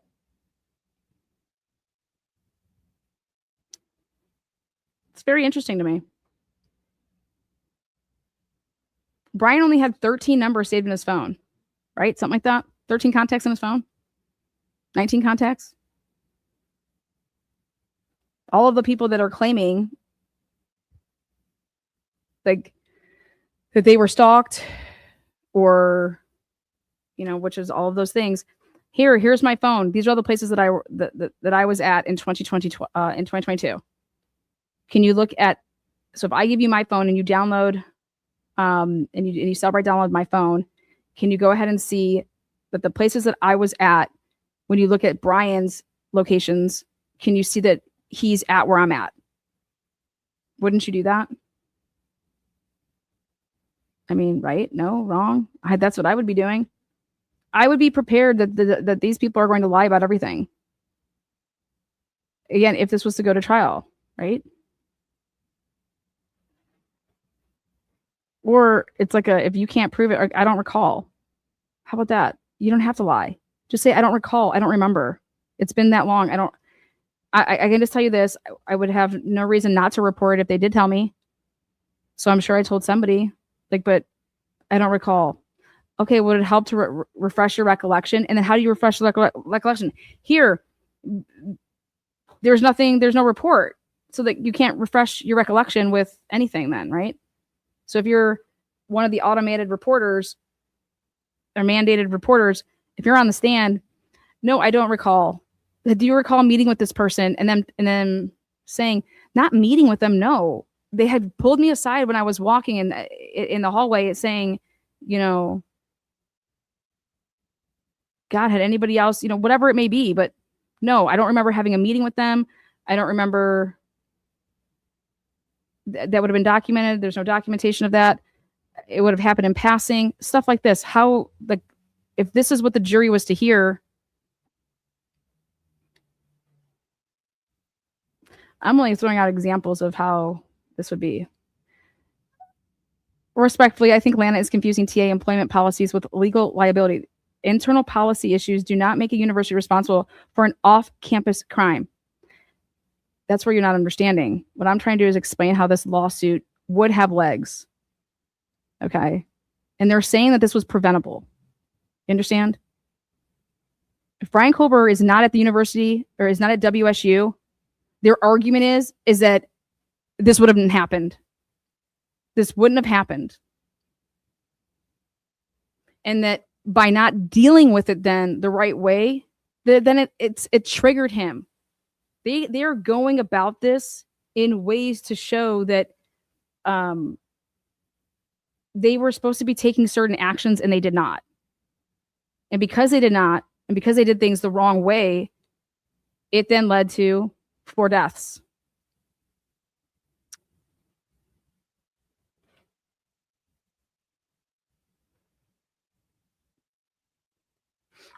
And so what I said at the beginning is I'm not confused about anything, because I said we're going to hypothetically talk about this, in that if there is no deal and this goes to trial, the first thing that I said was, well, wouldn't one of the best defenses that WSU would have and would take is that Brian Kober did not commit the crime?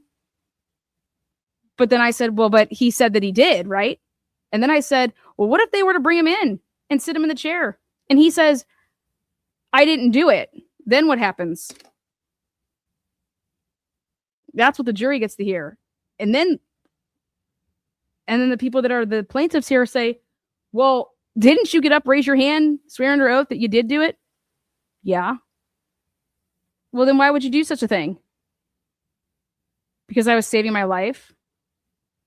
Oh, wow. Wouldn't that just blow shit up out of the water? Like, how would that? Wow. But I think that you would. I'm saying, would the university ever even fucking fathom doing that? Would you ever even do that? So if this is to go all the way to trial, I think that it's almost going to be that WSU would have to go against the entire fucking investigation against Brian Kober. You understand? Like, or what are you going to do? After somebody testifies, you're just going to say, we have no questions for this witness?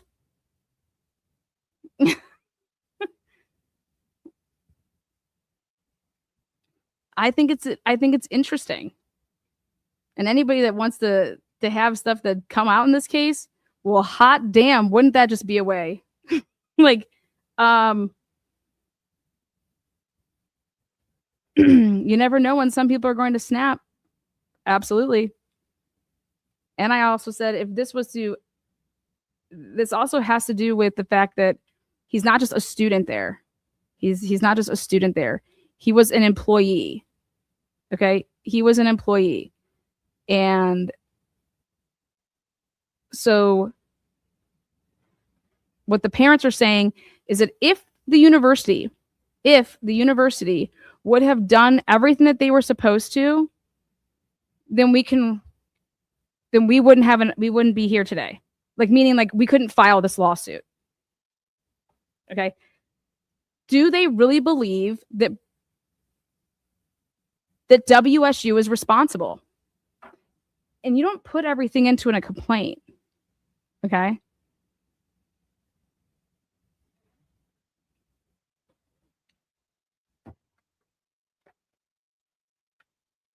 How would you get and why would you get all these parents to be able to get together and say, yep, we are going to do this? Yep, we're going to do this. Why would you do it? People out there are going to say it's because of money. Is it? I don't see it that way. They claim it's for change. What about if it's because they've been lied to this whole entire time?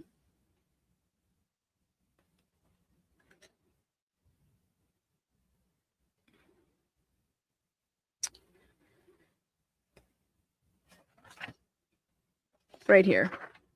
Next one, B.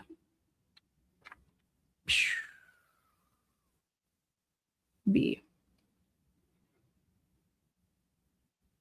After we talk about the stalking, then WSU has policies and procedures to control conduct and prohibit and prevent discrimination, harassment, and stalking. As discussed further below, WSU recruited Kohlberger from the East Coast. Exactly. And I'm saying that you are going to need to show that. What do you mean you recruited him? What do you mean you recruited him? Recruited him.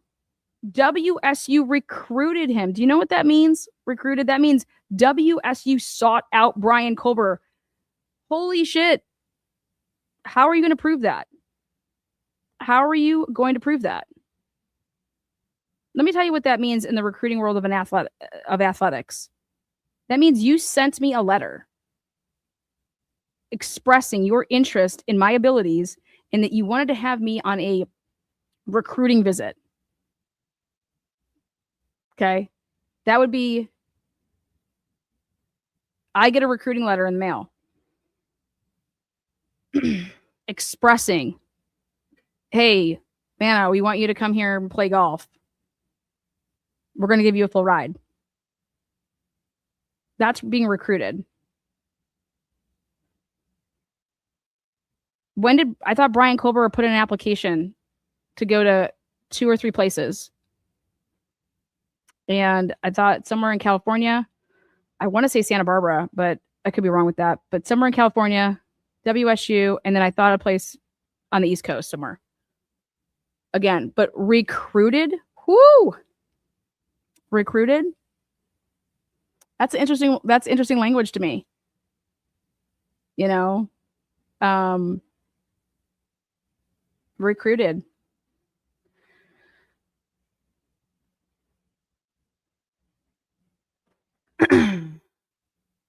WSU was obligated to control Kohlberger under the requirements of its employment agreement.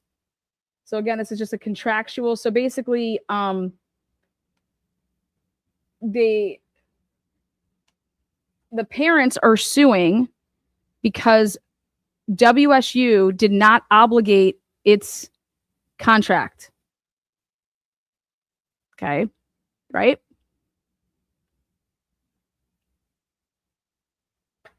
Well, let's see. 62.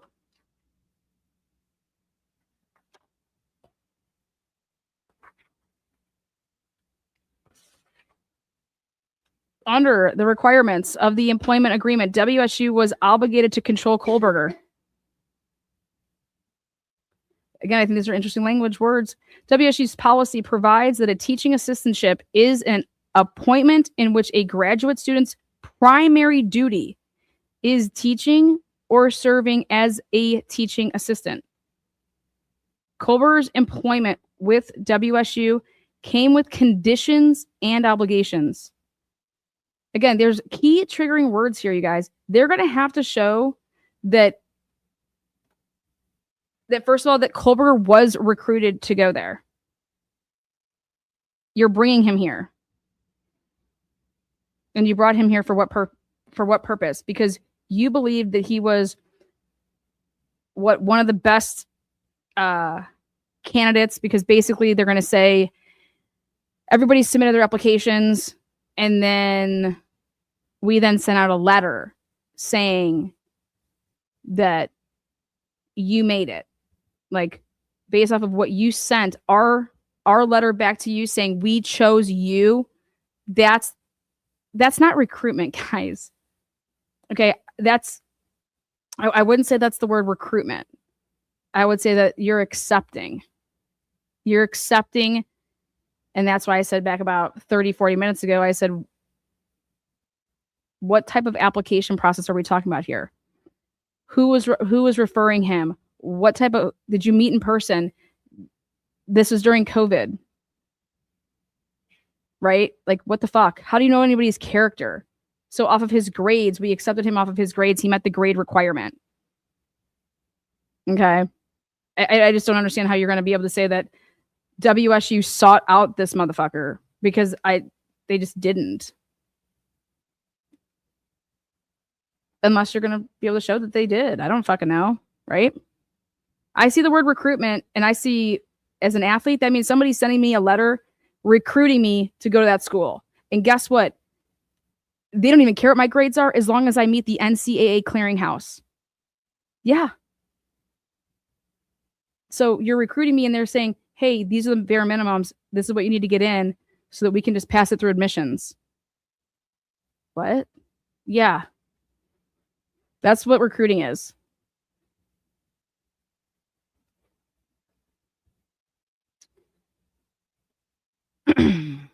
Under WSU policy, one condition of employment was that Kohlberger complete a sexual misconduct declaration prior to his hire. He had to declare whether he was the subject of any findings or investigation into sexual misconduct. A failure to provide complete and accurate information in this declaration can result in WSU withdrawing the offer of employment. Okay. Presumably, this sexual misconduct declaration is intended to identify and prevent potential inappropriate interactions with the undergraduate students that Kohlberger would be interacting with in his employment with the university. Okay, great. WSU also has a policy requiring pre-employment background checks. Okay, great. Like, had WSU performed a comprehensive pre-employment background check on Kohlberger, it likely would have revealed significant red flags and the risk of hiring Kohlberger and bringing him to the Pullman Moscow community. Now we're talking. Do you understand that they're saying that your checks and balances are either like, what did you want to pop up? He is not a felon. What do you want to pop up? That he had attended a rehab facility for his heroin addiction? I thought the whole purpose of what we're trying to do is clean up communities and give anybody that has addiction issues chances in the world. And here this kid overcome his addiction, and he puts in an application and wants to go. I mean, it's pretty,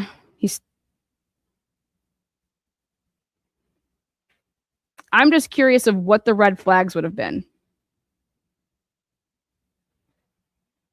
Lana, the complaint looks pretty, but is wrong. I'm not saying it's right. I'm not saying it's right at all. I'm saying, what type of legs does this possibly have to stand on anything, right? And if you're going to be fair about it, assess it. And what I think's crazy is that this actually is ready to go head to head against the investigation. Like, the investigation. Also, what it's talking about is before the investigation, before there was ever a crime committed. Was this preventable? Well, even if it was, right? You're going to have to show that even if you would have figured out Kohlberger in September, October, and handled everything the right way, that you're saying that he's not going to do what he did?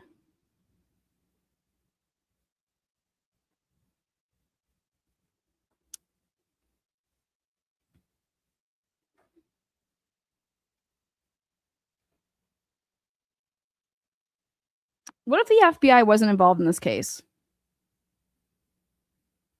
What if the FBI wasn't involved in this case? I personally believe if the FBI wasn't involved in this case, that this case would be to this day an unsolved homicide. But I can tell you this, there ain't no motherfucking way Brian Culver would have been arrested. Somebody else may have been. That's the highest I'll go. But if the FBI is not involved in this case, Brian Culver is not getting arrested. How many people out of 894 of you guys believe that statement? I believe that statement. You want to know why I believe it so much? Because WSU would have buried the fact that one of their fucking people in this program, they would have rather hid it.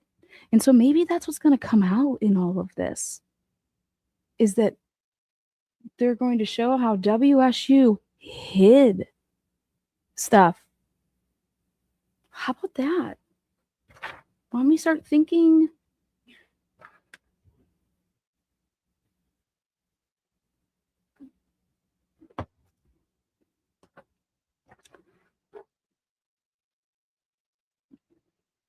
Big Amish After Dark. I love that name. I completely disagree. Stalking was never established. This is not stalking the 4 students. That's not where the stalking is established. This is about stalking people before. It has nothing to do with those 4 students about the stalking. Have you noticed how there's been no mention of that yet? Have you guys read that at all yet? I'm at number 68, and there's been no mention about. I'm sorry, there's been one mention, and was that in August, that's where the 12 visits into that area on the same tower. But the stalking and everything, all the examples that were coming underneath it to this point have been about WSU students and their reporting and lack thereof that would happen with everybody. So the lawsuit is speaking on the stalking at SU. Yes, up to this point, 1,000%. That's why I'm going through it. 1,000%. So I think a lot of people put a 1 in chat with the fact that if the FBI was not involved, there's no way they arrest Brian Culver, correct? So then I pose this question. Is it going to be revealed that WSU hid the fact, if they knew, it could have provided that car and everything that they knew about it sooner and turned it on over, and they chose not to because it would blow up? We're not having this come back on a WSU PhD student. It's going to kill. It's going to ruin us as a university. So we're not saying anything. Everybody be quiet. Now, there's been people hinting and alluding to that, by the way.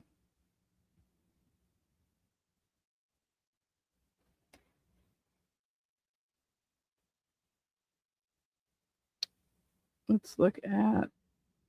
Boop. So WSU right here, which is this. Okay. WSU was obligated to control Culver under the requirements of its graduate school policies and procedures manual. Again, I keep going back to this whole policies and procedural manual. If it didn't matter in a criminal case, why the fuck does it matter here? You know, Hitler basically said FBI can violate their own policies. WSU can violate their own policies. It does not matter. Right? That's how I feel about that. Shit. They're going to have to prove this, though. They're going to have to say, hey, WSU was further obligated to control Culver under the requirements of its graduate school policies and procedural manual. As a teaching assistant and employee of WSU, Culver was required to abide by and meet the regulations and policies set forth in the graduate school policies and procedural manual. And then what do we get? We get a picture of, here it is, the 2022-2023 policies and procedure manual. WSU's policies require that Culver, quote unquote, be at work each normal workday, including periods when the university classes are not in session. WSU also states that key contributors to the WSU community graduate assistants have a responsibility to maintain high standards of professional and ethic conduct. Yep. To that, WSU policy requires that all graduate teaching assistants complete the Human Resource Services Discrimination, Sexual Harassment, and Sexual Misconduct Prevention Training. Failure to timely complete this training can result in a loss of employment. Well, now there's a separate Department of Criminal Justice and Criminology graduate handbook. Similarly, the WSU Department of Criminal Justice and Criminology graduate handbook, with which Kohlberger was also required to comply with, highlights the significance of his employment with the state of Washington and the importance of behaving appropriately. It should be remembered that TA appointments qualify the student to be an employee of both the university and the state. And the state. Students are expected to uphold the standards of professional conduct that are implied by this status. In particular, students should be familiar with policies regarding inappropriate workplace conduct, amorous relationships, and respect for undergraduate students. Unsatisfactory performance of TAs, by the way, well, they could result in discontinuation of funding. This big thing is about this funding. It's basically saying that, listen, Brian Kohlberger didn't have any money, man. So if y'all would have gotten rid of him because he was not complying and was not doing the things that he was supposed to be doing, you had all these ways to fire him. And it's going to come back on this whole thing of this one woman saying that she was afraid that he would be able to do a lawsuit against the university. That's why they were afraid to act. It's like, what the fuck are you talking about? Okay? That is the dumbest shit I've ever heard. But guess what? It was so dumb that I said, maybe that's actually not true. Maybe that's what she told the police. Think about that. And she told her staff, well, you know, I think that how would he have a way to sue you guys? What do you mean you're afraid of a lawsuit? What the fuck are you talking about? How is Brian Kohlberger going to sue you? That just doesn't make any sense, right? Well, for wrongful termination. What do you mean? Just this lawsuit tells me that they have all this stuff brewing in the back, and sometimes you set people up with lawsuits to answer it because you want to like tic-tac-toe them. And so trust me, when WSU's reading this, if they have the right people in that room and they're really going through this, they'd be saying things to themselves like, hey, we cannot answer it a certain way. We cannot say certain things because of X, Y, and Z. They have to be very, very careful, in my opinion, because I think that there's way more brewing, like tons of shit brewing. Because it makes absolutely no sense that this Melanie woman would say, hey, you know, he's just going to sue us. Like, we have to be so careful. And the school's going to get sued. What? Why would the school get sued? That makes no sense. That would be what's thinking on your brain right there. Dude, lawsuits, like, they cost money. Brian doesn't have any fucking money. You're afraid that he's... Wow. Interesting. People should wonder about that. Why she's thinking that way. I am here for them telling us everything that really happened. Exactly. And that's where this is headed. I'm telling you guys, there is something brewing. And everyone wants to say, like, this has no legs, da-da-da. I'm telling you, it's not about what you think it's about. I would be one pissed off parent if I was fucking lied to and you guys lied to all of us to keep a trial not happening. And why? Well, that's why I'm saying, do you think that this is all about money? And if you think it's about money, then the university would be clearing this up, I would think, relatively soon, and shutting this down and settling.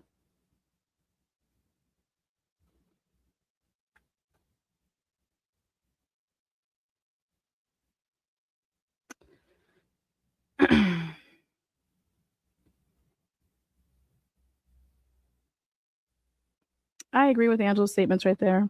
It is not about money. It's about hearing the truth. It's about exposing things.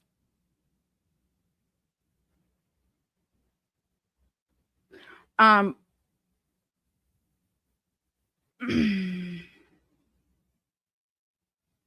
okay. So we know obviously they're going to be citing all of this. They're talking about the WSU was obligated to control Kohlberger under its standards of conduct for students. So they go through that. So the WSU standard of conduct and Washington law define threat to include, but not limited to, a statement of an intention to inflict pain, injury, damage, or other hostile action towards another person. Threat can come in the form of actions or words.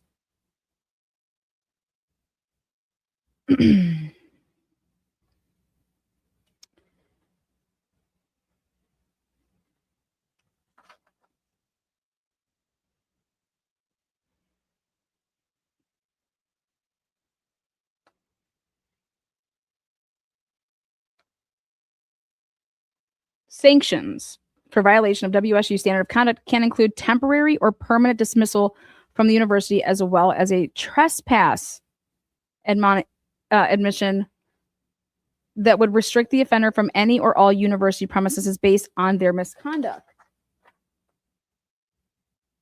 Then they have WSU was obligated to control Kohlberger under its executive policy number 15. Okay. Then they go to, because it's kind of like Title IX, but it's a little bit different. Executive Policy 15 generally applies to all students, faculty, staff, and other that have an association with WSU. WSU was obligated to control Kohlberger under its Executive Policy 42.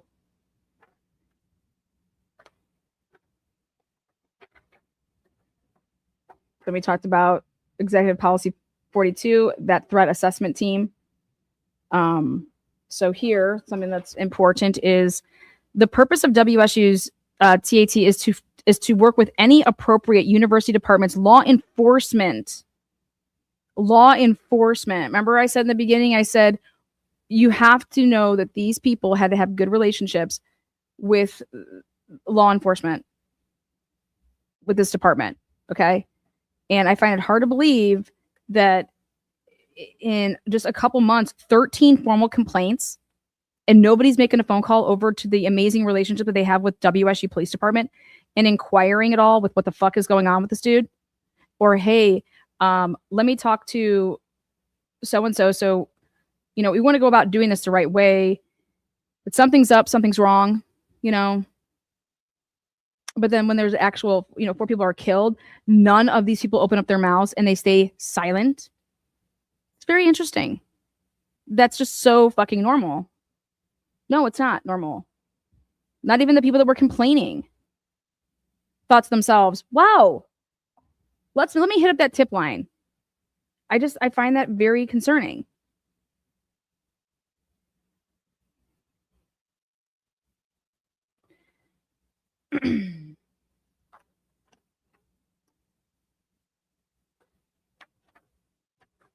Okay.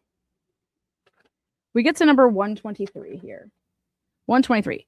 Mishandling complaints about a problematic individual can also contribute to them committing violence. Now, let's talk. Bingo. All of this is leading up to this. Y'all mishandled this shit. And because you mishandled it, okay, and you had these meetings that were conducted not by, because of what they did, and when they were like, okay, we'll have a talk with him, or we're going to do it this way, blah, blah, they weren't supposed to be doing it like that. And so then it comes into play that they're saying, in my opinion, that, hey, because you handled it that way, which was mishandled, here we are. Mishandling the complaints about a problematic individual can also contribute to them committing violence. So it's like, holy shit. The way that you guys handled this contributed to a problematic student going and committing violence.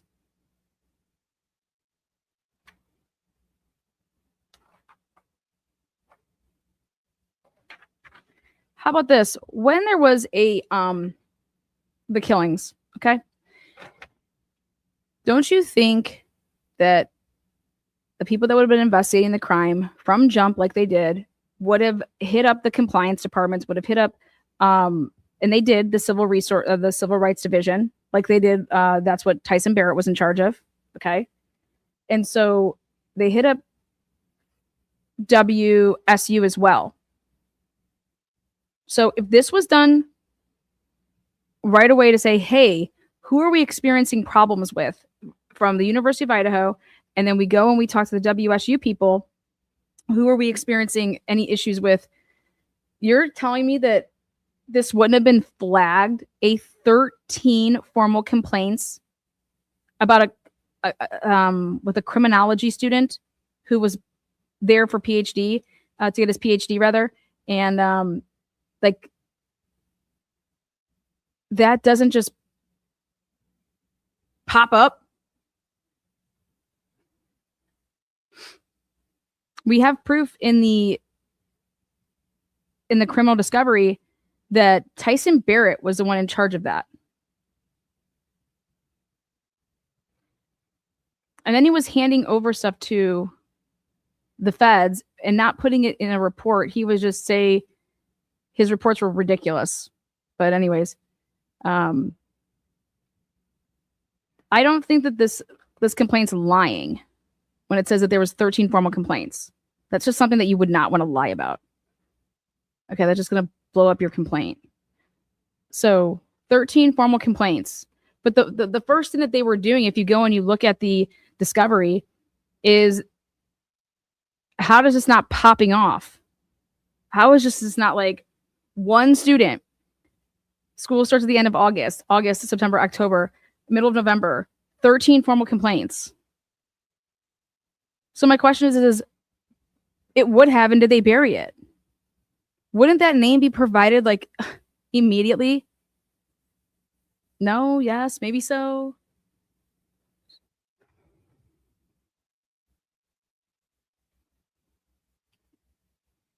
This is what they're talking about when they're talking about the relationships. So the WAVR 21, so this is that policy, warns about the conflict avoidant manager who allows behavioral issues to fester, which is particularly prevalent, in some institutions of higher learning. This WAVR 21 emphasizes that one precursor to violence is when the problematic individual has a distorted self-perception of competence and achievement that differs from leadership's view of their performance. They're going to try to use that. That's going to be a big one for me that I think they're going to use. But it goes back to these relationships, and they talk about it right here. They talk about that you're supposed to have these relationships with law enforcement. And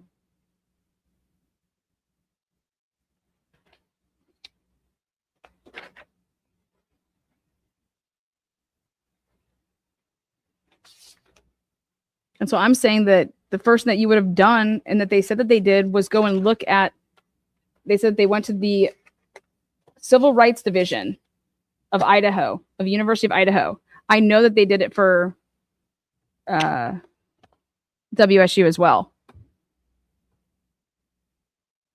So just think about that.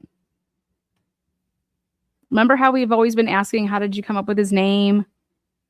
How did you really truly get to this guy?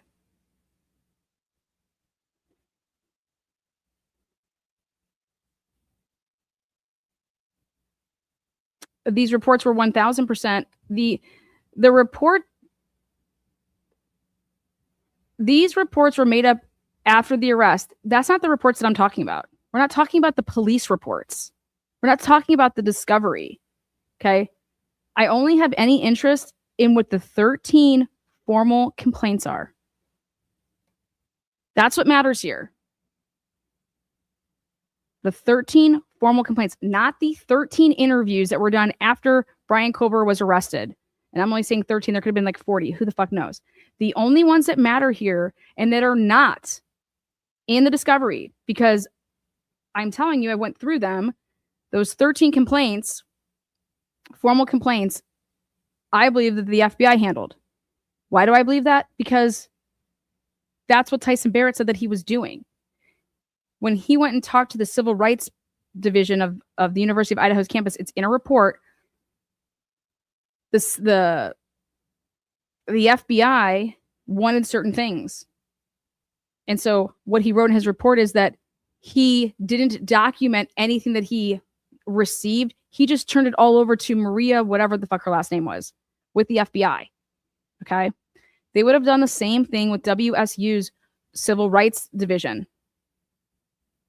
And you cannot find that anywhere in the discovery as far as a report. And it would have been handled.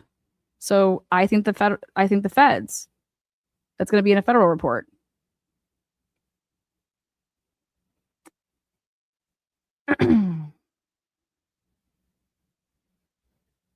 What are the dates of the formal complaint? Yep, that's going to come out. We don't know yet. At least right now, I don't know. But those are going to be so important.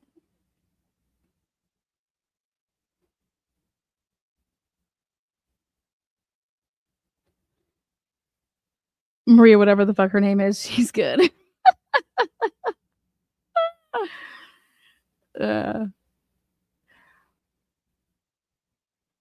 Okay, moving on. So then,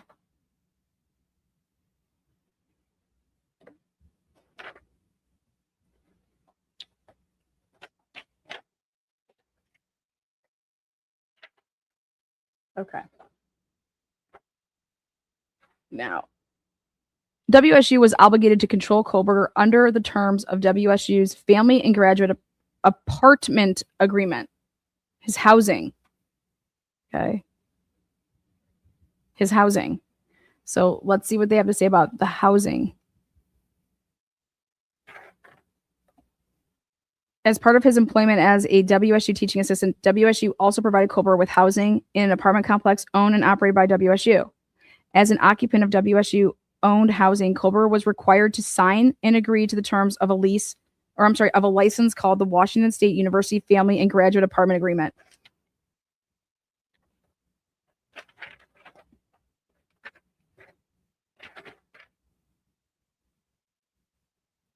WSU was further obligated to control Kohlberger under the terms of WSU's Family Graduate Apartment Agreement. One of the requirements of the apartment agreement was that while on the residential premises, Kohlberger had to abide by all local, state, and federal law and WSU rules and regulations. Okay, so clearly he didn't, right? But what happens? Clearly he didn't, right? Well, unless he didn't commit the crimes, right? I just keep going back to the whole fact of the matter is wouldn't WSU's best play here is just to say that Kohlberger didn't do it? And if you get him on the stand to say, I didn't do it and I only said that I did it was to take a plea deal so that I didn't die, then what happens? Again, guys, I'm just throwing that out. Wouldn't that just solve a lot of WSU's problems right now with this lawsuit?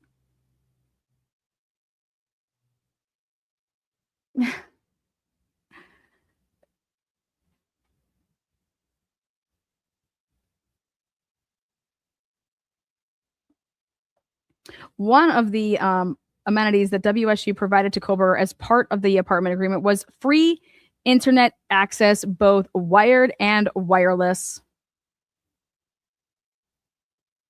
That would be insane, wouldn't it? Think about it, though. Think about it.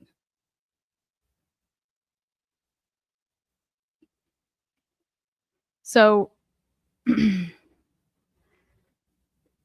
reason they're bringing up this apartment agreement is because what do? They're saying he used the internet to facilitate his stalking, right?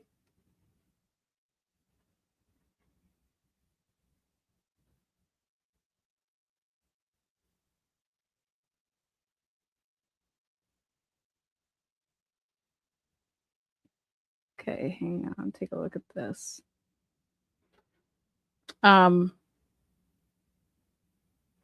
WSU provides internet access through a single network called WSU RestNet, which serves all WSU apartment complexes. Remember, we looked up that to see if they'd be able to identify X, Y, and Z. Network service agreement for connection of personally owned devices to WSU owned operated network. Cobra had to abide by the network service agreement in order to access. Okay, great. WSU was further obligated to control Cobra under the terms of this network service agreement. So it's like WSU RestNet provides users with access to all publicly available resources on the internet. In other words, WSU does not put any technical or physical restrictions on what a user could potentially access or do on the internet. So it's like, you should have been flagging him when he's looking up porn.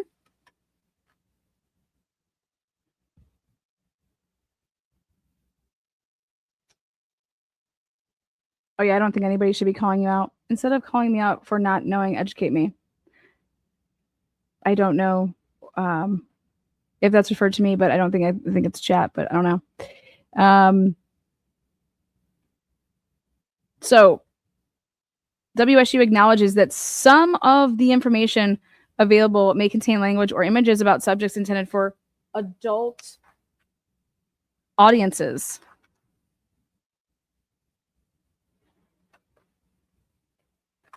Information available over the internet may even be illegal to transmit or possess. Examples of this include, but are not limited to, child pornography, illegal export of software, distribution of copyrighted material, distribution of chain or pyramid schemes, all of this stuff, okay? The apartment agreement states that inappropriate use of computers on the WSU provided network can result in the loss of network privileges. So, again, this is asking, that, hey, you're supposed to be monitoring people. Like, you're giving these people access to the internet,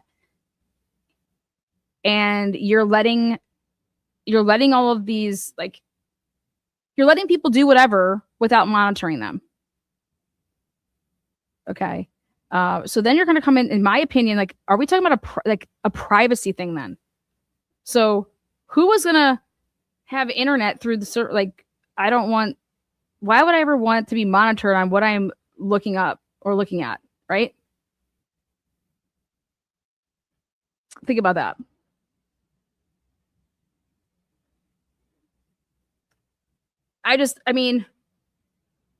So basically you have no privacy interest. This is an absolute wild, like, this should make everybody's heads truly think about some things. Do you think that we have a privacy interest? I think that Brian Colbert has a privacy interest in whatever the fuck he's Googling on his phone. No, I don't know. Not when you're using the free internet that we're giving you because we're paying for it because you work for us. Like, what? Think about it. When you go to WSU, you just sign away all of your privacy rights, right? It'd sure be interesting to know which parent initiated this lawsuit. I don't think it matters who initiated anything when you're sitting around at a round table and you're talking about how you're going to go about this. And hey, I'd be shocked to think that the conversation wouldn't come up that when WSU offers us $100 million, are we taking this deal and all families are getting 25 mil? What if they offer us, I don't know, more than that? Who knows? I just want to hear these arguments, man. I want to hear how you could seriously write this up and say, okay, I can get down with this. You shouldn't be able to be on certain sites so that it would be blocked, right? Like what? A porn site? I mean, come on. I just don't. I think that that's wild. I want to hear these arguments. So, and I'm discussing all this because I want to hear your guys' thoughts. But we haven't even gotten to everything that's being discussed right now in this portion up to 152. We are literally this has nothing to do with getting into the murders yet. Okay, this is everything before that. This is basically saying that this was preventable. This was preventable because he shouldn't have been here. And then even once he gets here, okay, he got through that crack. Then then he gets through another crack. Like, there's all these, it's like basically stop signs. Okay. Roadblocks. And he kept getting past them. And I'm over here thinking to myself, God, well, according to the police, they said Brian Kober knew when he bought that knife in March of 2022 and he packed it, traveled from Pennsylvania. He was coming here to kill, and so it kind of blows up like when this plot to kill started. That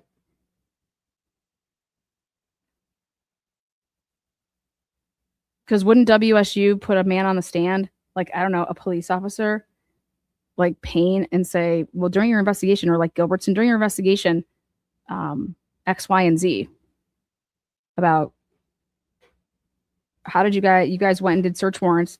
How did you know that he bought a knife in March of 2022? Why did it matter? Why did it matter when he bought the knife? Why did it matter if, well, this is premeditated murder, right? You guys went for the death penalty, right? Yeah. When did he devise that he was going to do this? Well, the moment that he bought that knife in March. Oh, okay. You don't think that that's what the cops are going to say? I believe that that's what the cops are going to say. He bought hey, have you ever found that knife? Have you ever found that sheath? Nope. So you never found the one that he bought in March. And you guys believe that that's the murder weapon, right? That he bought in March, but yet he left the sheath at the crime scene? Because you never found the sheath, right? Nope. And then he was looking to replace that sheath, right? And have to buy a whole new knife, right? Because that's how you're going to get that sheath. And so he looked up the knives, or that exact knife, after he committed the crime. And that was the knife that he had bought in March, right? He didn't look up some other, let me just get a generic one, or nope, the same one. And okay. So how's that going to play? I don't know.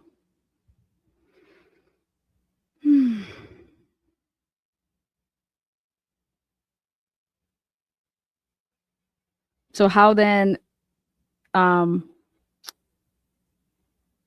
think that the parents are going to have to show that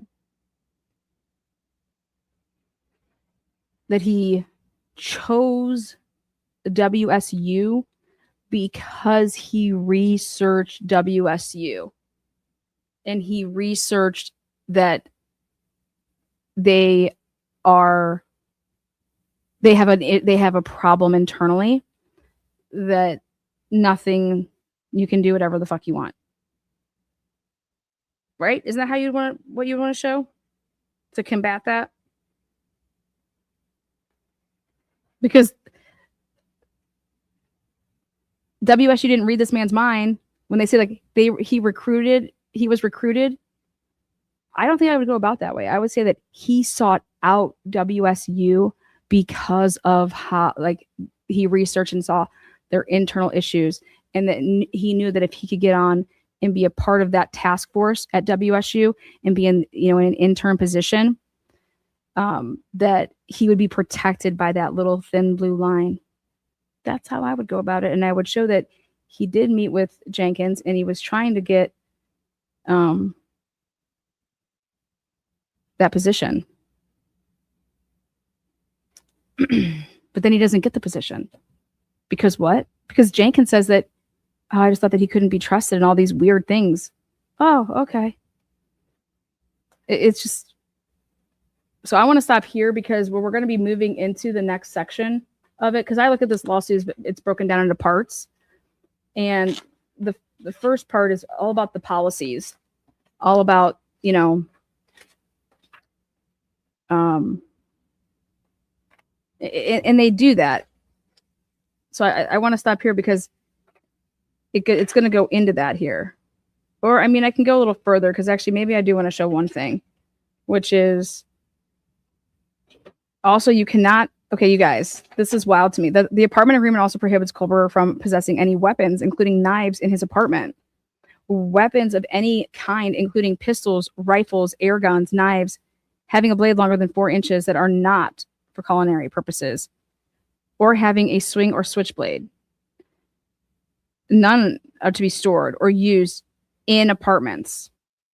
Okay, well, what if it wasn't stored or used in apartments? What if he had it in his car? What's up then? I don't know. WSU explicitly retained the right to have an agent of WSU enter Culber's apartment at any reasonable hour for purposes of inspection. And WSU retained the right to enter the apartment without notice. You guys, who would ever live in these conditions? Motherfucker ain't coming to my motherfucking house. I'll tell you that. So look at that. But come on in, for anyone interested, or if Alana would allow, I have a free legal guide on the WSU lawsuit that I believe would be very helpful. Whether you agree or not is something else. I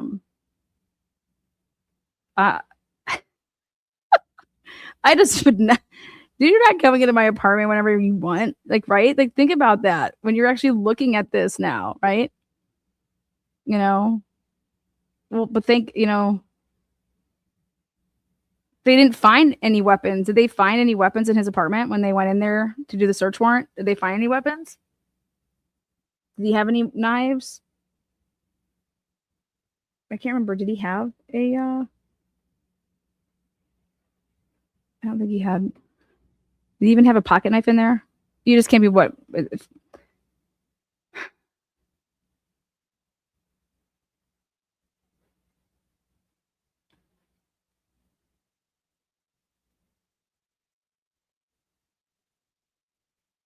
People, it does not matter what a complaint claims if the claim is legally wrong.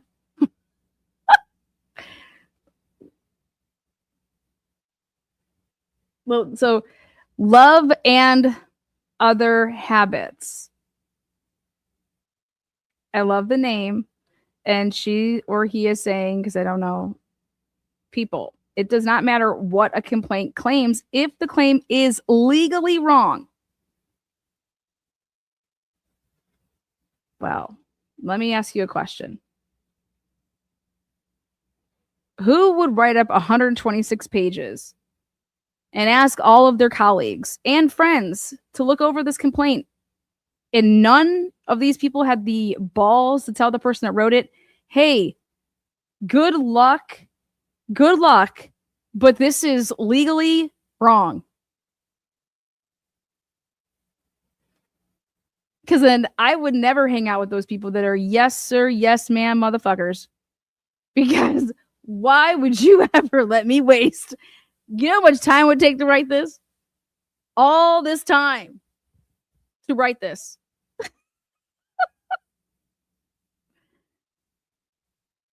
Like, and I'm doing this not like this is on contingencies. There's no way that they're getting paid right now. This to me seems like it would be on a contingency, which means they're going to get a portion of whatever comes out in the lawsuit in the settlement, or if it goes to jury and then, however. But hell to the no if I'm doing all of this just so that my name can come across the screen. Sorry.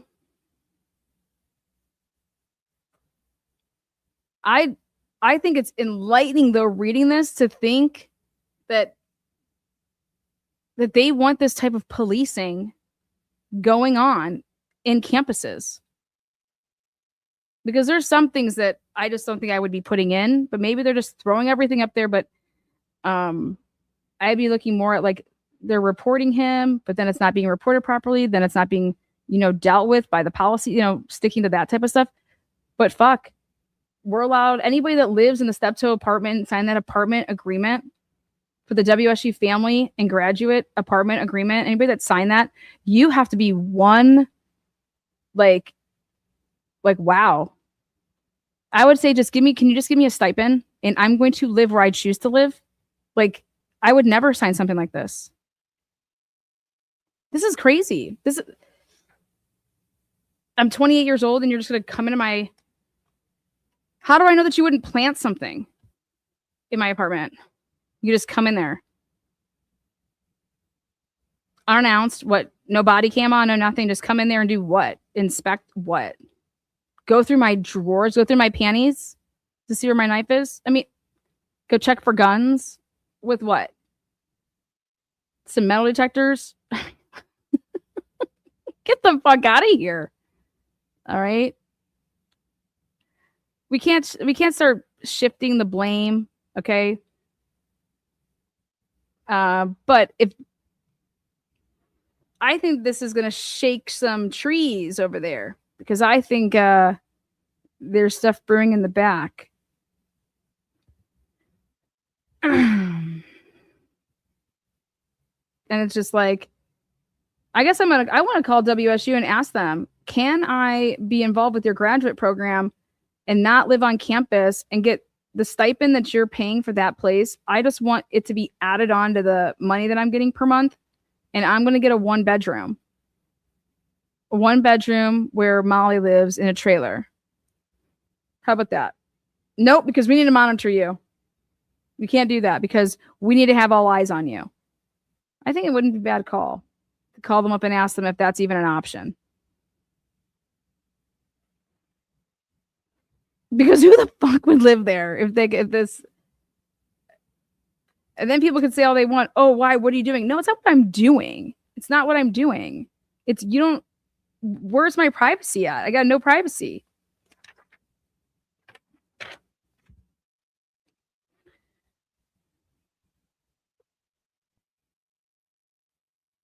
Privacy cannot just go away, guys. We have to fight for this. This is not okay. We need to have privacy.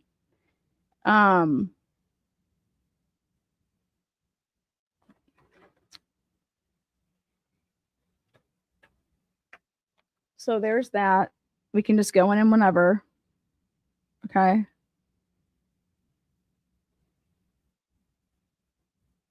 Okay, so failure to abide and adhere to these rules and regulations in the apartment agreement or failure to abide by other WSU policies and regulations could, keyword is could result in termination of the apartment agreement and removal from the premises.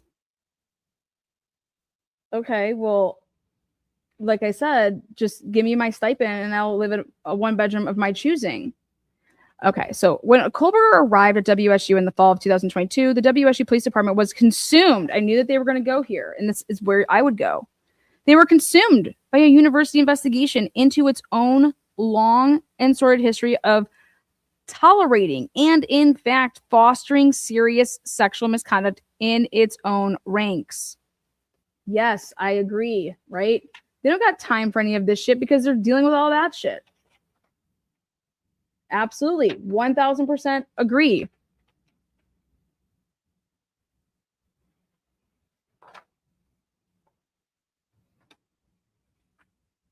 WSU employs and operates its own policy or its own police force, which is intended to be critically important when it comes to protecting students and the community from sexual harassment, stalking, and dangerous predators.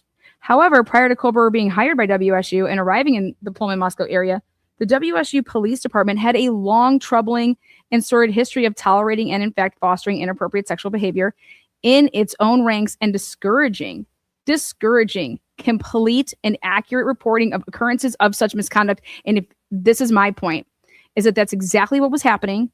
And I'm telling you that I believe it was happening in the criminal justice department as well.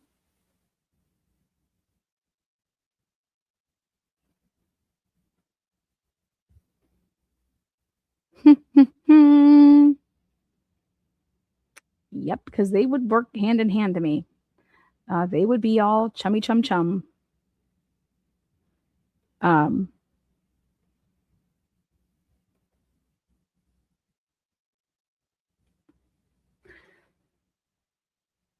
when Colbert arrived in the Poland Moscow community for the 2022 fall semester, WSU was roiling from sexual misconduct allegations and a related investigation that resulted in the resignations of WSU Police Department senior leadership. The scandal and investigation that consumed the WSU Police Department in the fall of 2022 was not the first such scandal. And then we've already talked about this. But here is the scandal. This was in 2007. Hansen steps down as WSU police chief.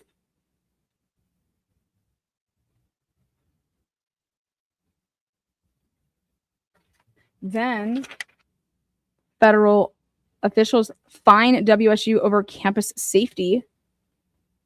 I mean, this is truly fucked up.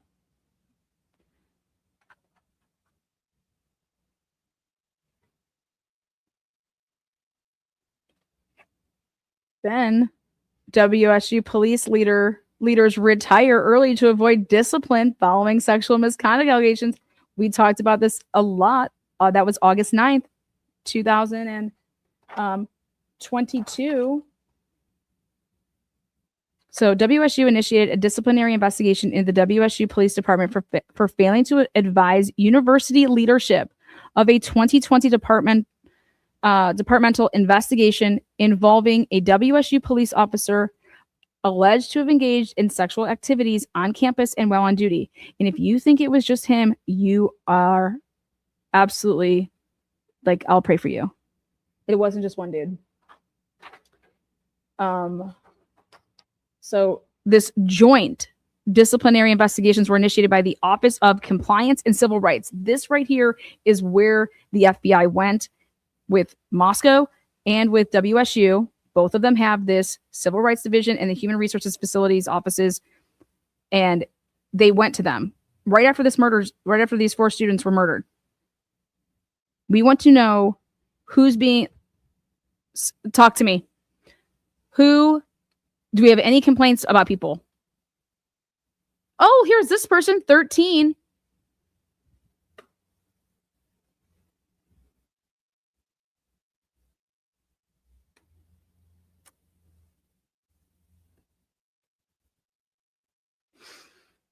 The investigation revealed that in December 2020, a WSU police officer notified WSU Police Department command staff that they learned of possible non-consensual sexual activity between another WSU police officer and a victim on campus. The allegations of improper sexual activities included that the WSU police officer had sex with the victim in the presidential suite at the Martin Stadium and at the WSU Observatory while he was on duty as a WSU police officer.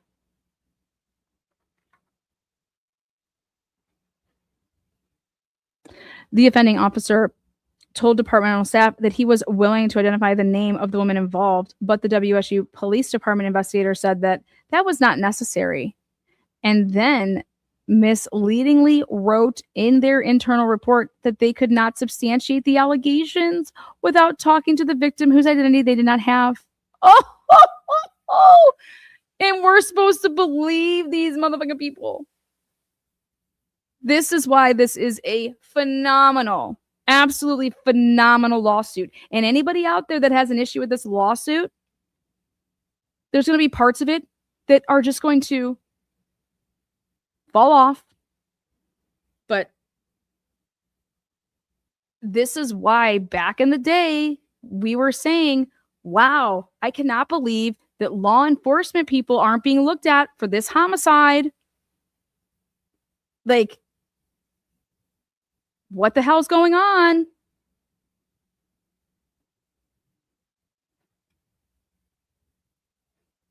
And that we're supposed to believe when WSU cops say something, yeah, we should believe them. No. Sorry. No. The culture there is unbelievably... And if Brian knew this, because he researched it, hell, I'm going to go out there, man. Think about that. but that's why I think it's interesting that you want to say that you recruited him, the WSU recruited him. I would be like saying it the other way around, that Brian was seeking out, hey, I need to go here because, yeah, they got way bigger issues than worrying about me. Or that I'm going to try to get into the police department by an internship, right? And then be protected. And then when I said, well, just because he didn't get into that, how do we know that he was not doing drug buys for Pullman Police Department or WSU in these little task forces? We don't know that he wasn't doing that.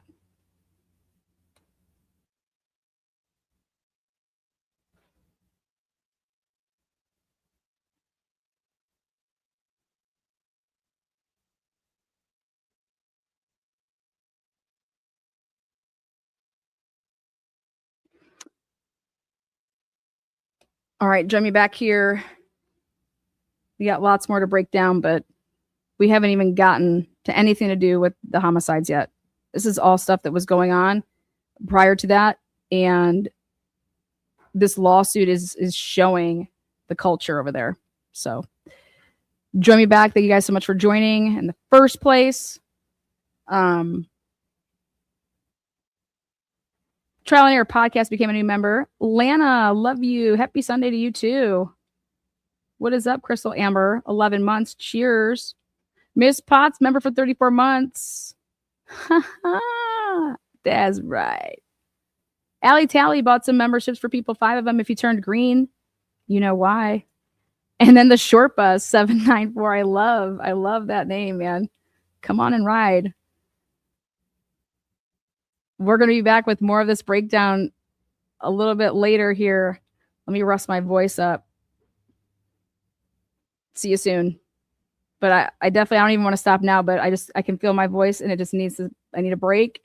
And then I'll be back because we're going to get into the really, really interesting parts. We didn't even get there yet. But right now we have a huge privacy thing that I have a problem with, is privacy. All right, to the next time. Peace out.